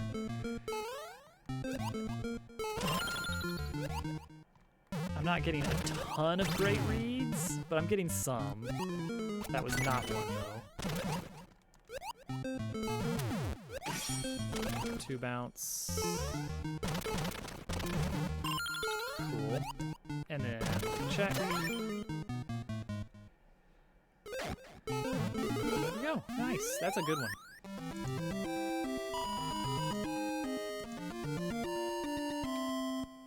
I can't make all 100 enemies, or all 30 enemies in one go, and then move on to the next part of the game. It's like, I gotta go chapter by chapter, it feels like. And then I just have to iterate. And that's the tricky part, is I've gotta make sure that whatever I do, it's something that can easily be changed. That's like a core tenet of any programming project, is write in such a way that it's easy to change.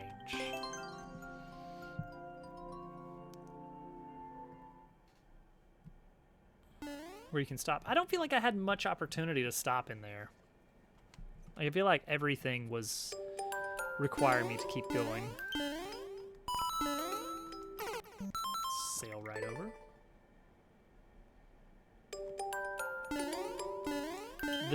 The jamp, not to be confused with champ, but jamp levels are pretty similar to just regular Kaizo.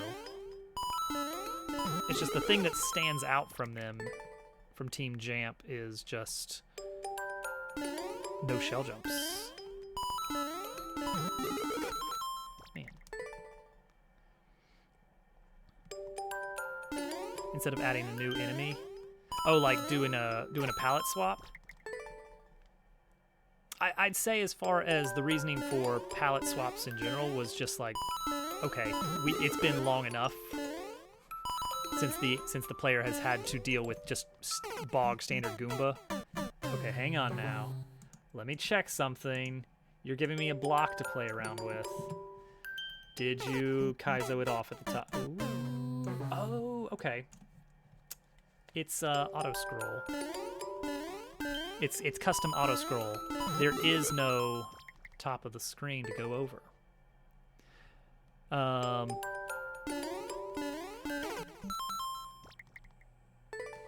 Yeah.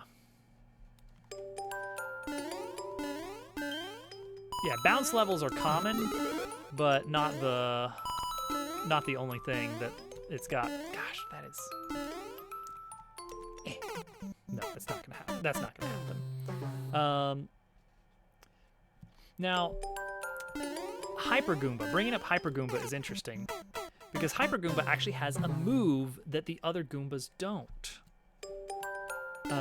And that is the charge up move, where they increase their attack power by a lot, like 5 or so.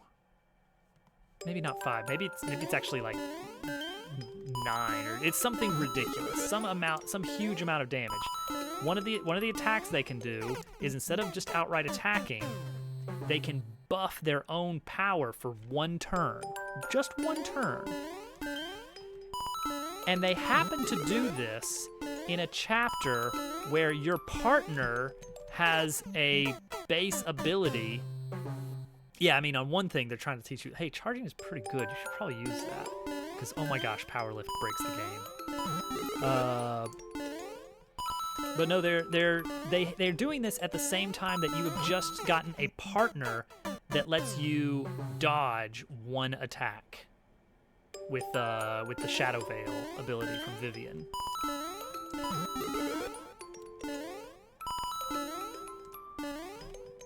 Which is a weird move because it's not just a straight up use this move to dodge an attack. It also skips your turn in exchange for skipping 1 enemy turn.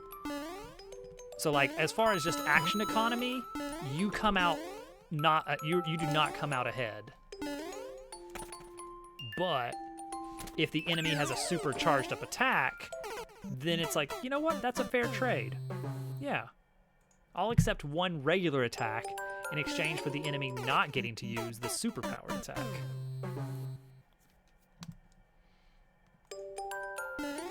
Which comes up in the final fight as well, spoilers. Shadow Queen has an attack that does huge amounts of damage, and she can buff it with a +9. So that it ends up doing, like, 15, 20 damage or something. Which in 1,000-year door terms, that's a lot of damage. I should wait a little bit. So having Vivian for the final fight is actually pretty nice. And actually, if you have quick change, you don't even have to have Vivian ready. You can just pull her out as needed without breaking stride. Quick change is so overpowered. Can I get away with having quick change? I can at least have have it coded in, and then maybe just have some configurable mods to allow it for certain modes. Because remember, one of the big things I want to do with my version of 1,000-Year Door, yeah, add quick change, sure. One of the things I want to do is a roguelike game mode.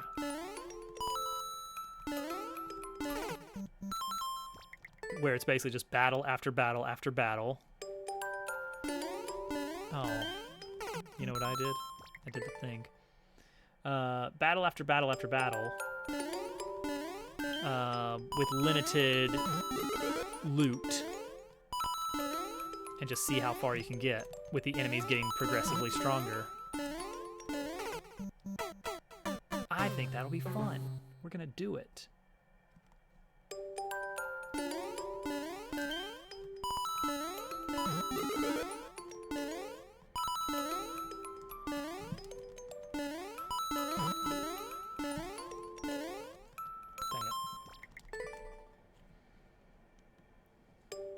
Yeah, I think that's the idea, is that we'll use weird shapes for some of the badges. Will you be able to get broken roguelike builds? I mean, presumably, yeah. We're going to have to do a lot of early testing at some point to see, like, hey, based on these rules, what is the most broken thing we can come up with? The thing is, there's going to be a lot of moving pieces. It's not just, you know, which badges are available, but also which items. It's like, hey, if you get this item to inflict this status effect on your partner, and you have this loadout,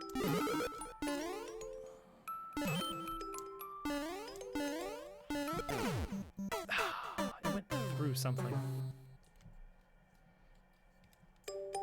Yeah, I kind of want to have it removed from the main game to some degree.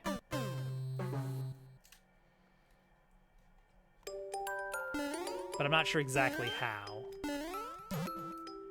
Like, is it like 1,000 Year Door, the pit of 100 Trials? It's its own little thing, but it does have predictable enemy patterns. Like, there's always these sets. It's like you're gonna encounter either this or this between these floors. Nice. Don't restart. Don't restart.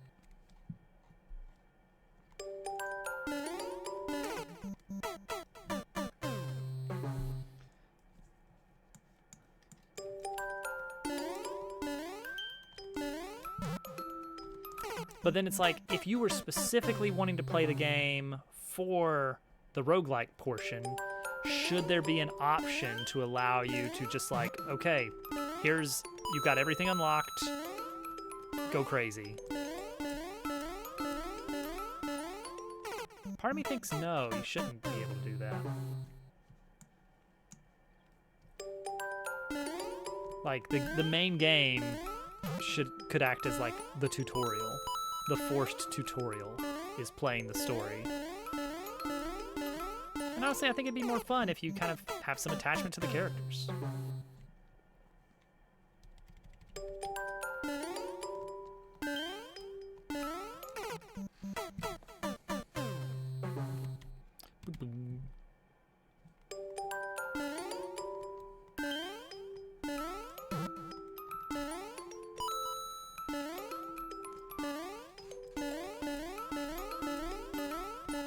Can you do a runoff there? I don't think so. Like a post-game? I think part of the fun of the pit was that you could do it almost immediately. Like, glitches notwithstanding, you could access the pit before you finished Chapter 1. Technically, with glitches, you could do it before you even start Chapter 1.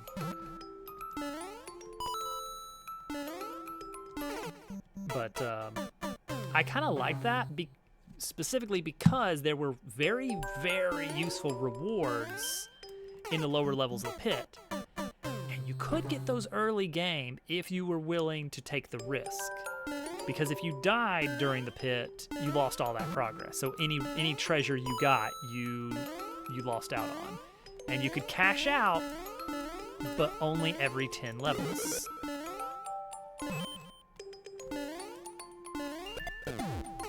Dang it. We're close. I mean, obviously, you can see how close we are there. I like that format pretty well. Of, hey, all right, you made it to a certain threshold. Here's your loot. Do you want to take what you've got? Or do you want to try for more, but you got to commit to 10 more floors of this? Do you think you can do it? Do you think you can do it? Yes, I definitely want there to be a ramping up of difficulty. Actually, you know what? I think the Infinite Pit mod did a great job of making it where you start at level 1 with nothing. But they ramp up the amount of treasure you get so that you actually do level up a reasonable amount and you get weird badges that you normally might not use in combat situations. That's a tricky one to time. So maybe it's two different things. Like maybe there is a, you know what? Okay, Infinite Pit, unlockable. But regular Pit is part of the actual game. It's its own thing within the game that you get actual statically defined valuable treasures from. And once you reach a certain level in that, you unlock Infinite Pit. What's more, make it configurable. If you're specifically buying the game for Infinite Pit, you can basically just unlock it by turning on an option, the launch options or something, that just unlocks it for you from the start. It's like, all right, that's what you wanted to play. I get it. I spent a lot of time making these other 100 rooms and puzzles and 10,000 lines of text, but I guess if you just want to play the roguelike mode, I get it.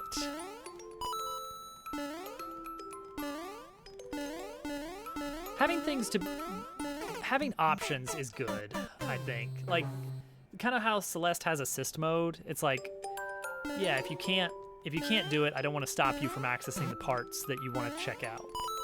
It's like, this isn't the intended version of play, but I want to give you the option.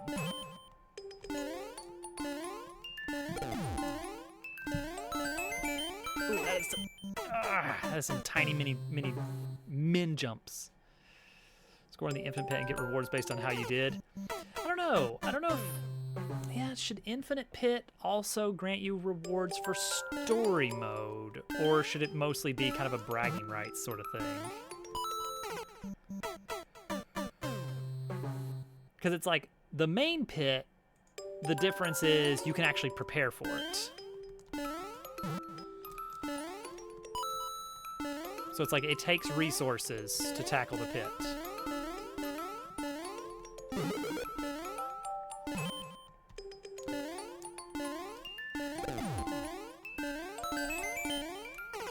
It's such tiny jumps. Can I wait for it to go down? Yeah, I think it should track deepest level. And maybe even it can be accessible in-game, but when you do it, see, this is like the practice version. Maybe when you do it, it strips you of your items temporarily.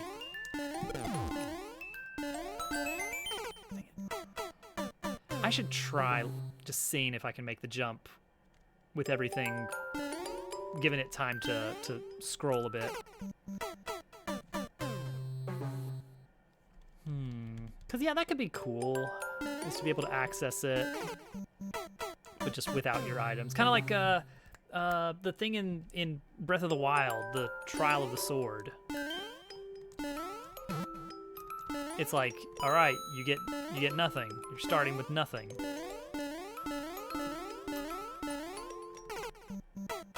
It's like a separate mode, but you access it within the game.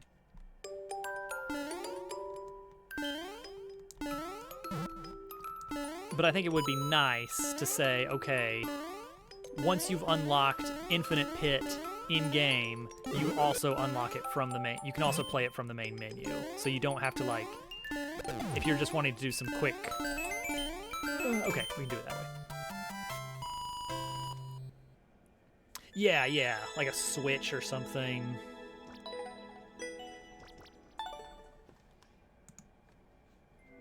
And then if you, once you unlock it, however you unlock it, you gain the ability to just play infinite mode from the pit, or do it from the main menu, because you might be in a location that's inconvenient to go all the way back to the pit. I'm calling it the pit, but it may not actually be a pit.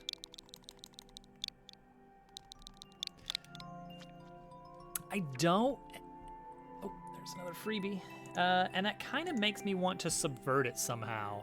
Like, how about instead of a pit, it's something like a tower, like you're ascending, instead of descending. Or both. Why not both?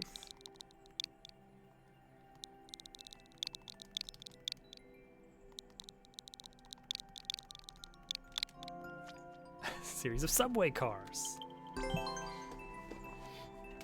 Actually, what if the tower is the one that's got a set number, and then the basement levels that extend negatively are the ones that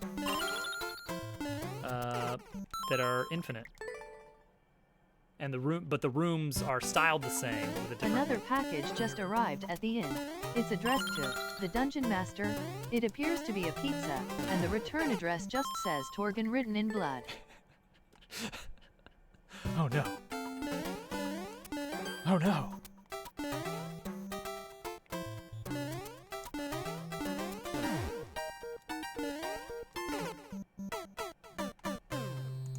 It couldn't it be?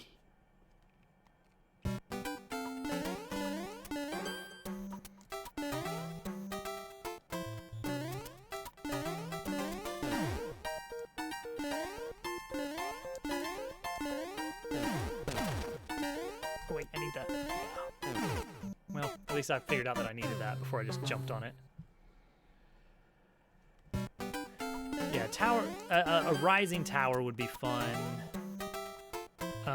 Because you could have, like, you can see out the windows, like barred windows, and like the sun set or something. Like do something cool with the theming of the sky as you go higher and higher. Ugh. Okay, ready to be done. Whew. That was also a 2. That one took me like 3 tries compared to the last one. Torgon canonically was deleted from the world.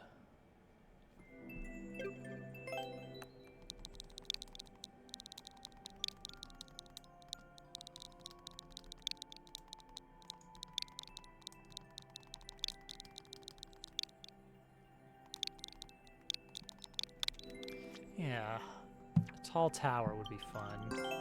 Especially if you could, like, see it from another area.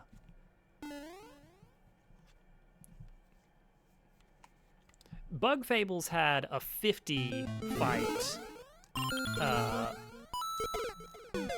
pit stand-in. It was not a pit, it was like a series of simulation things, because you wouldn't expect it, but Bug Fables did the ancient civilization with advanced technology trope. Final, oh my gosh. Oh, actually, huh. I was wondering if I'd be able to work in the moon.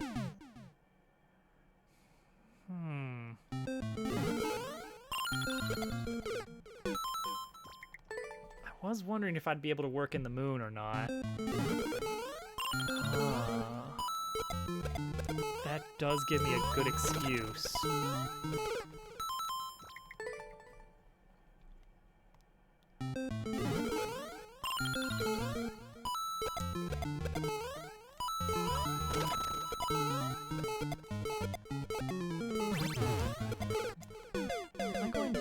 I'm going too slow, it looks like. Or I need to use that switch to balk it back. Okay,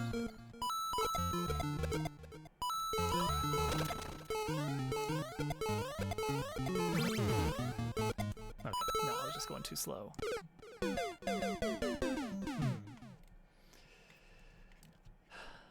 Because the last, well, not the last big game, but I guess one of the first big games that I was programming on stream was Moon Rover, about a dog on the moon. Get it? It's Moon Rover.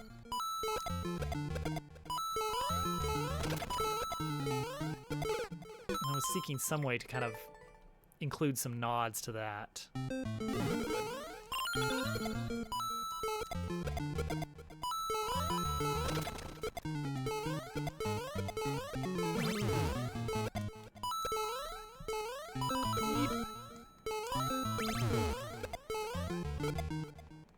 What's that? What's with that? What's with that? You're just making me want that coin. That's the guy. That's Rover. The first Dabble Tales mock-up was a joke. And now you all have to look at it. Wait, no. Put it in OBS. Just drag it over. That's not OBS at all. Where's OBS? There's OBS. There we go. So that was the first dumb joke. Hey, what if another Dabble property, but 1,000 Year Door? Haha, I've been talking about it. And now I'm actually making it. Except it doesn't look like that. It was GQ all along. Now, imagine I really go gung-ho on this for a few years. It actually develops a small following, builds interest, because deep down, people that like 1,000 Year Door, like, really want more of that. And what if I get myself, you know, after things are looking pretty good and working pretty decently, what if I get myself a dev kit for Switch 2? And what if we get a video game on a Nintendo console?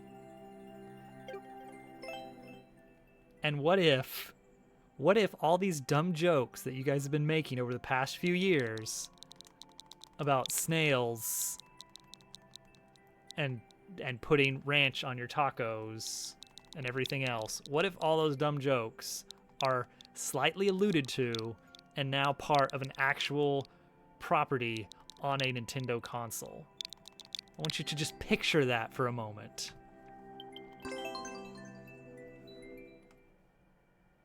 Just think of that. That all these, and no one knows why. Whenever you do 6 damage, the number's like slightly brighter and there's more to it. Oh, no landing. Secret boss.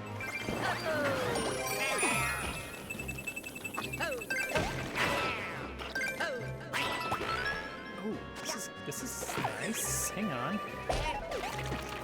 Oh, okay. Okay, this is cool. I never joke.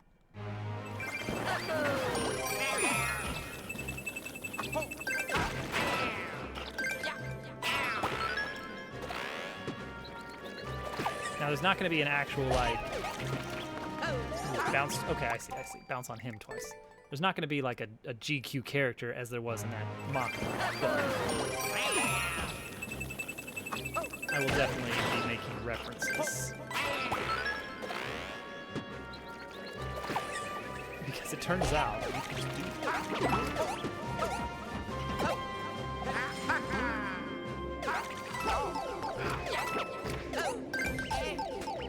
Pretend. You can go under those, though. You can go under those. Hang on. Wait. Whoa. Hang on. Let's see.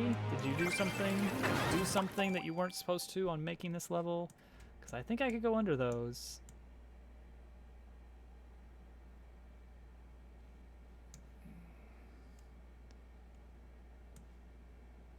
It doesn't matter.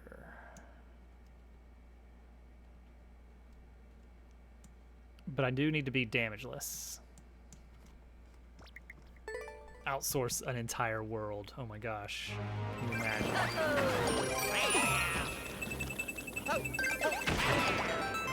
Oops.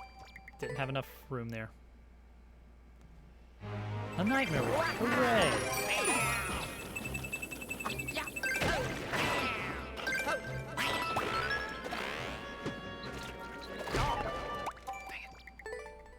It's gonna be tricky.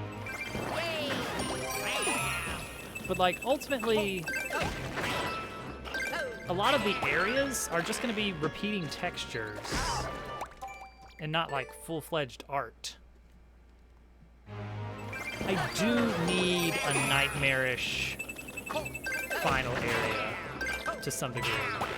I need my SMRPG factory.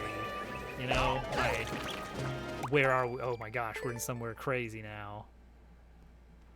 Blastworks. I don't think I do know Blastworks.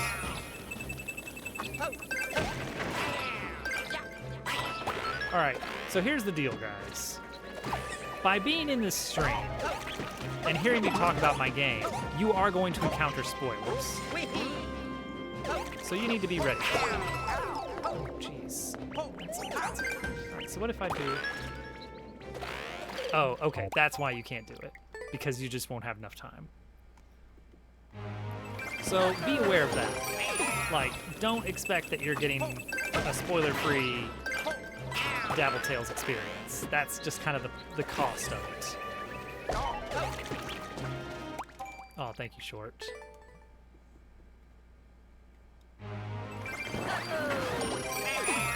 Katamari. See, that sounds delightful.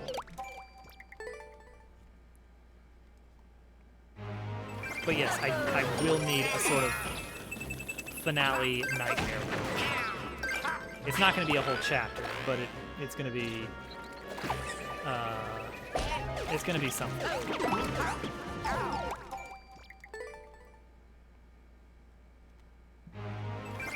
There's one, so the game hub world, I still haven't got a great design that I like figured out. Like, not for like the layout of the land, but like the actual appearance. Oh,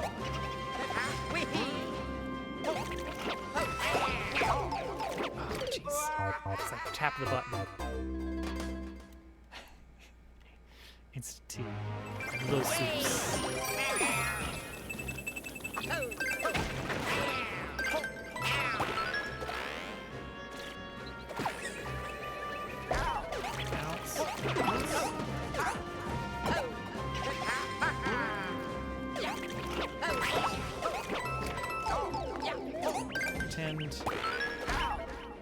Ooh, jeez. All right. Gotta line that up a little cautiously. But that's the end of the level. At that point, it's just damage boost check.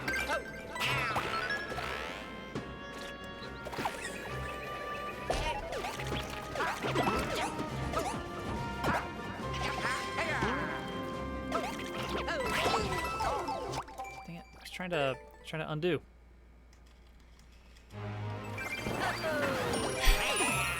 Ice. Ice. Here are no official Dabbleworks games that have any kind of ice. What are you talking about?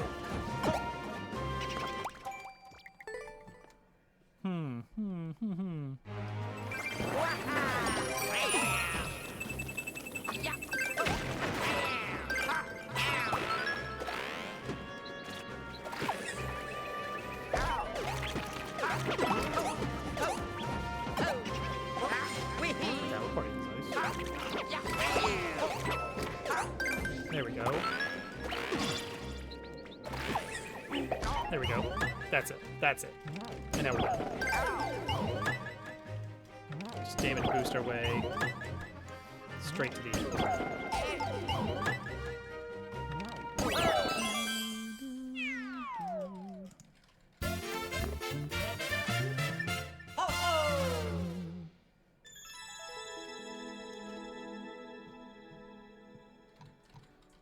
Nice.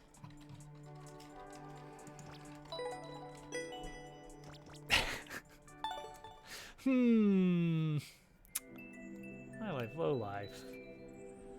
Unbelievable. I gave ample warning. Can't believe it.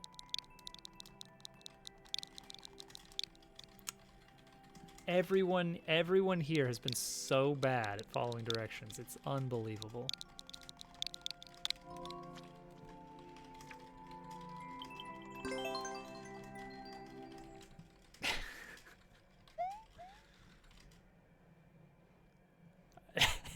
It's such a good joke.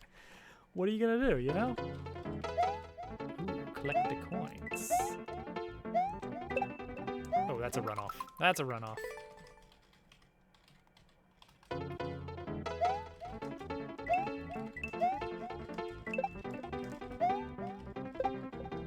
Oh. Hmm.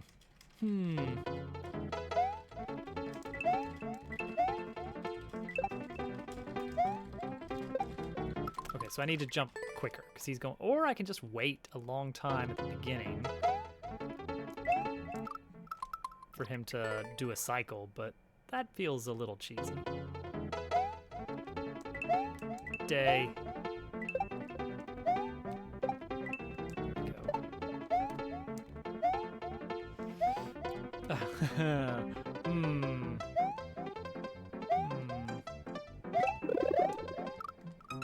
What are you doing here? Have a good night, Moo. What's Rocky Wrench doing there?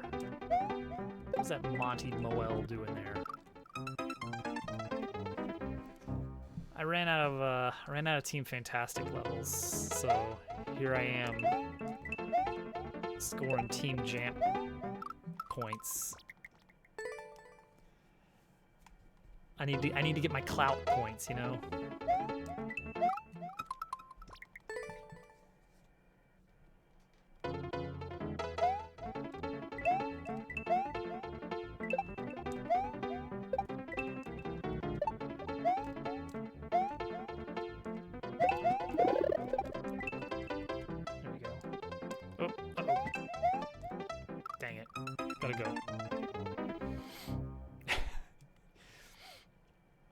Everyone is legally required to pretend to add a level because I specifically requested that no one try to add levels. And of course that means that everyone is going to try to add levels.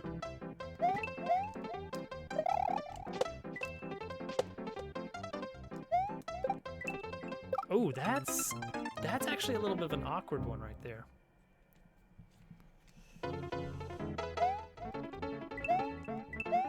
I mean, that's the difficulty, is that you gotta kind of do a weird loop around.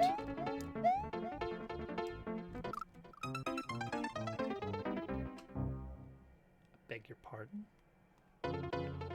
She did! Yay.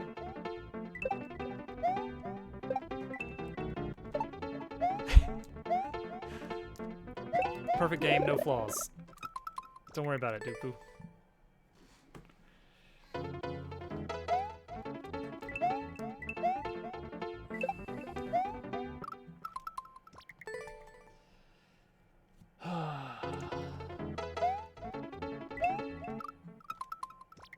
Wheel! Do we even have the wheel emote anymore?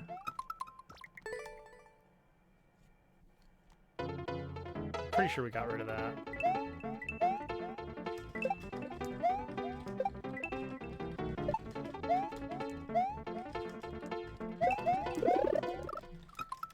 That's something. The wheel was phenomenal. I really liked the weighted system, and I'm glad to see more Mario Maker streamers using it these days. Like I know, yeah, the problem is I need to be able to get up there faster. I need to hit them both at the same time. I know Ish is doing weighted random now.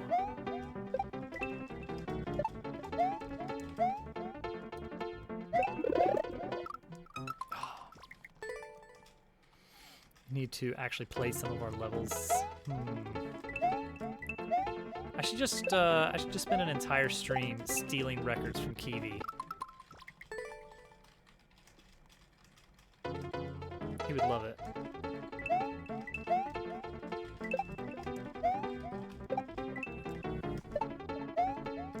And the best part is he'd be asleep, so I couldn't be prosecuted for it. I don't have all the coins yet. Well, he loves it as much as Al loves fighting bugs. Full clear. Oh my gosh.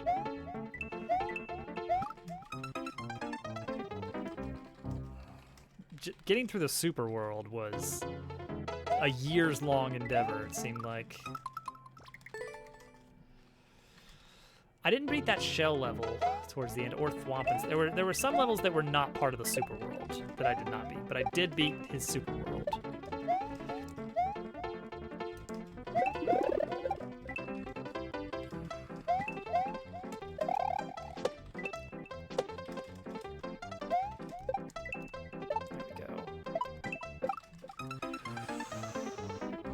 that is... Okay, I got it.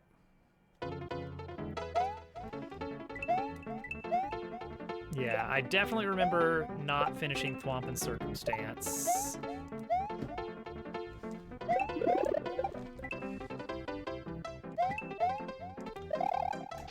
And then there was a shell level that I couldn't quite figure out the timing on. And I'm sure there were more. Dang, sailed right under it. Go make a dev exit. He can't anymore. He can't do it anymore. Secret's out. I'll look. I'll look in the editor. I'll see what it's all about. I'll see what he's up to. Oh man, High Life making a level as we speak. High Life makes really good stuff, for anybody who doesn't know. You can stand on the edge with that rocky wrench. He will find a way to hide it. He will not. Like, you know what? I think the only thing you could do to hide a dev exit these days is basically just like obfuscation by just having an absolute mess of a level that technically all the information is there, but there's such a convoluted gadget of level setup that it's impossible to tell what you're actually supposed to do to get to the dev exit.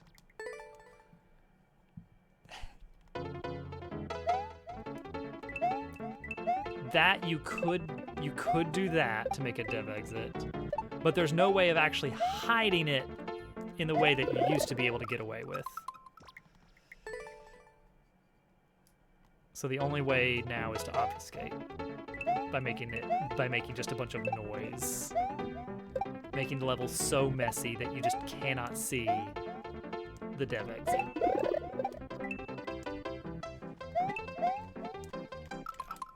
Nice, real nice, real nice.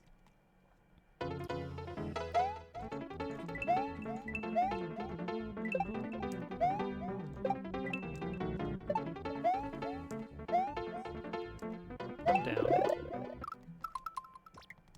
Let me knock out this level and then we can go down. Oh, I do need to fulfill one more redeem as well.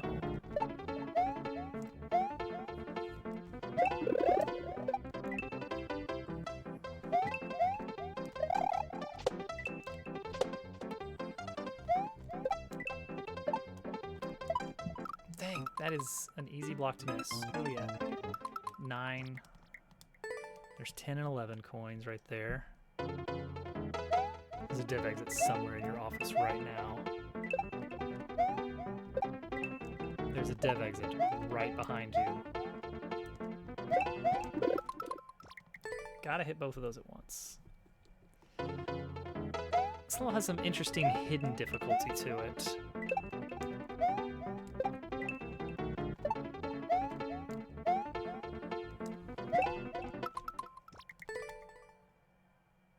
You gotta be quick on hitting both of those.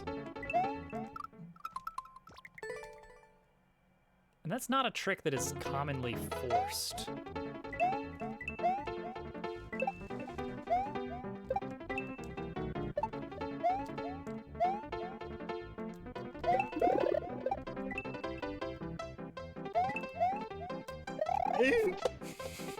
No, I missed the coin. Practice this again. Okay. Then you gotta do this, this.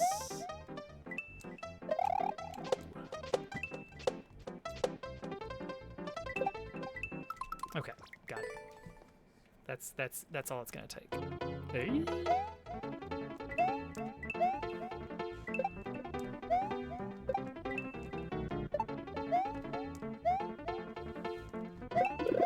Nice.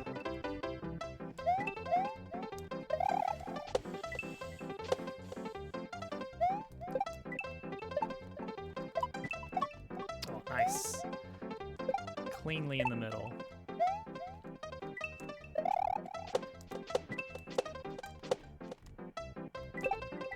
There we go. That is it.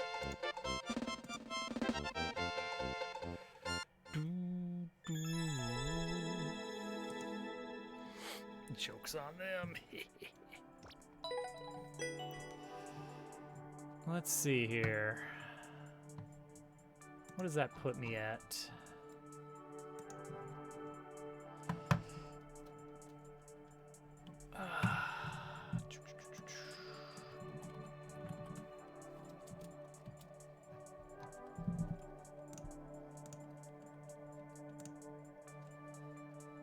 I am now rank 267. That seems really high. But okay. 150 points. 150 clout points.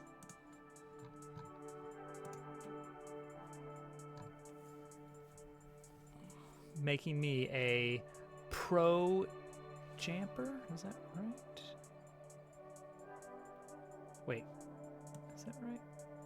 Maybe. Maybe that's right. It's a lot of points, I know.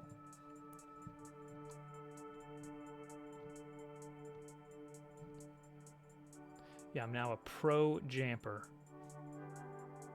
That's my rank. When I get to 200, I'll be a master jamper.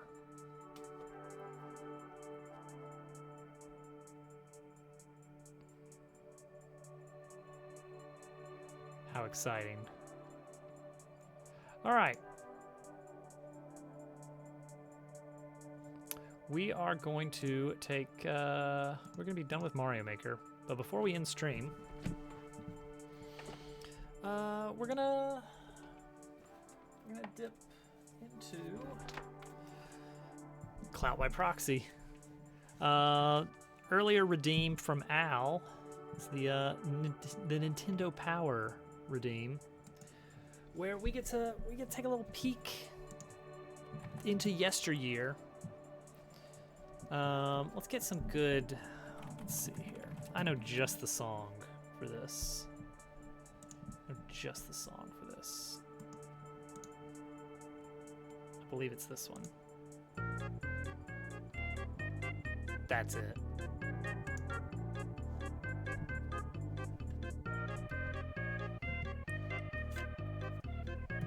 All right.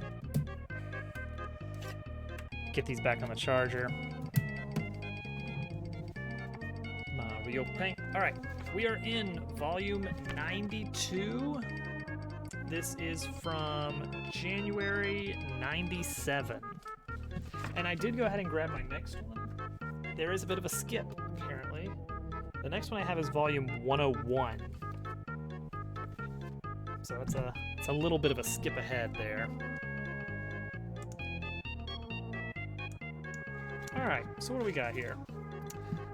We already looked at Magic Boy. What are we going to look at here? Do we have anything we were going to look at in this? Turok. Oh, upcoming details about GoldenEye 007. Seems like a good one. So this has a little bit of details on the upcoming game Turok for the Nintendo 64. And some on GoldenEye. So let's take a look at that. I need some way that I can... Actually, I know just what to do.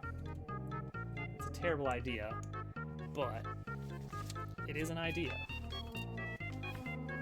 Alright, so what I'm going to do... My terrible idea here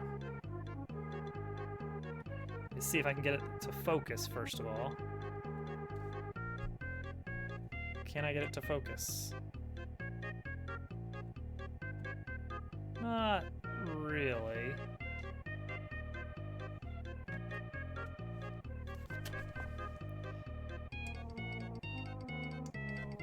Not really, but it'll work.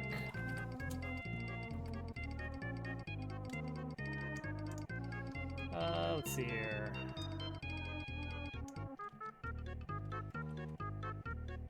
Untitled. Don't need a title. There we go. All right, let's take a look here. GoldenEye 007 Bond, James Bond. Will appear on the Nintendo 64 in March when Nintendo's GoldenEye 007 is released. we strongly recommend, what do we strongly recommend? That you dry clean your tux and brush up on your baccarat skills. Okay, blah, blah, blah, blah, blah. Sophisticated. Those sophisticated Brits at Rare Inc.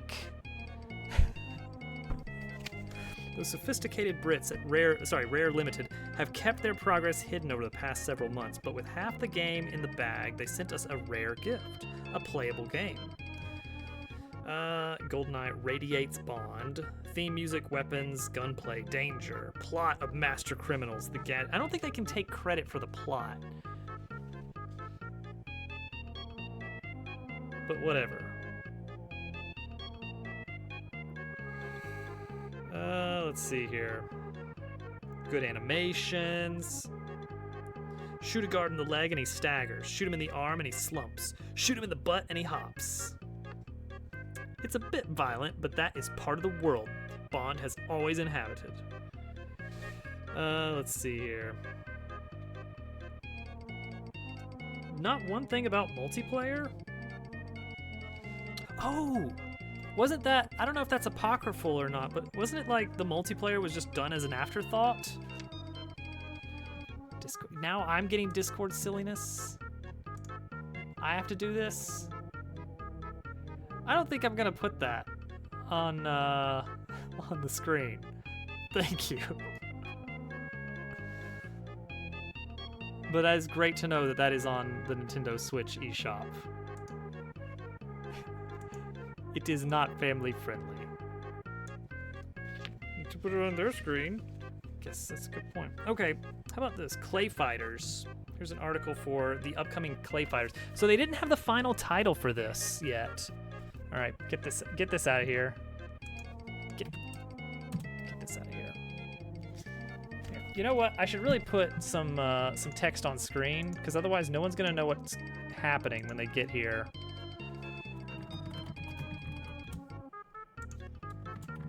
Nintendo Power Break. Oh, did I just not? Yeah, I just somehow hit cancel.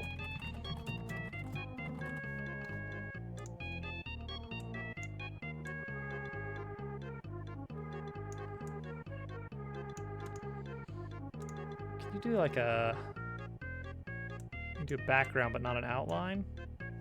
Oh wait, outline. Outline 5. Nope, we need more. Need more. More.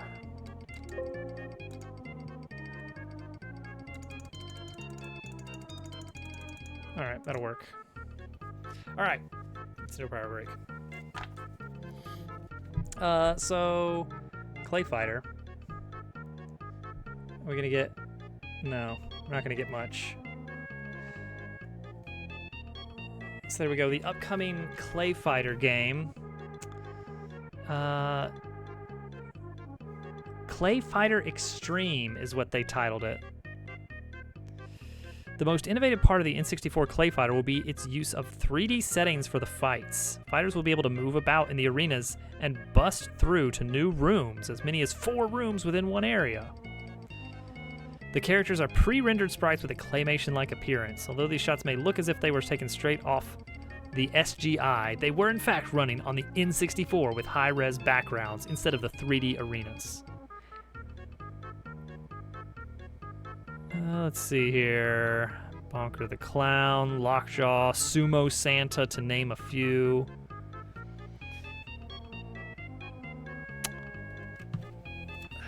I'm about to go to sleep, Day. We're going to bed early. This has me wondering.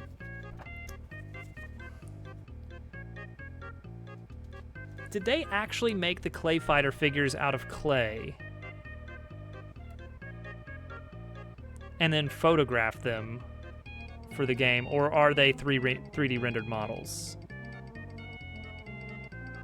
I could see them being 3D rendered models. Why is claymation always unsettling? What about the time that there was a Kirby game that was claymation? That one looked great and fun. All right, I think that wraps up issue 92. Next time we will crack open volume 101 is the next one I have.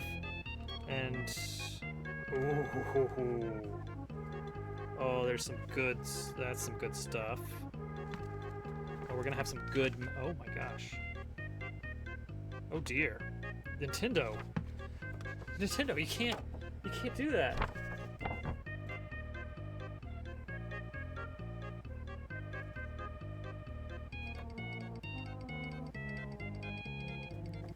That's very graphic, Nintendo. That's a severed head. That's Bowser's severed head. They did use real. Oh, okay. Okay, there's some good stuff, and there's some not so good stuff. We'll see what's in the next issue when we get to it. That'll be next time. All right. Is anybody online?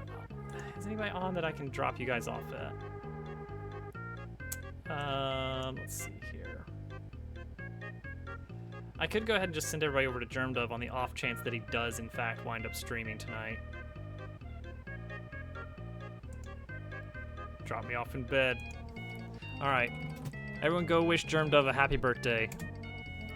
Just in case he's actually going to stream tonight.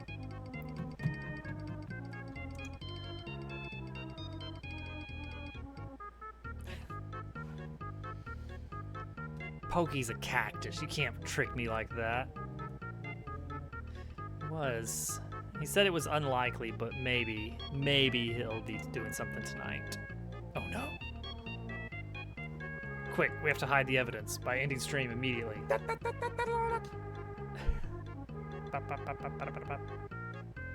Today, how dare you?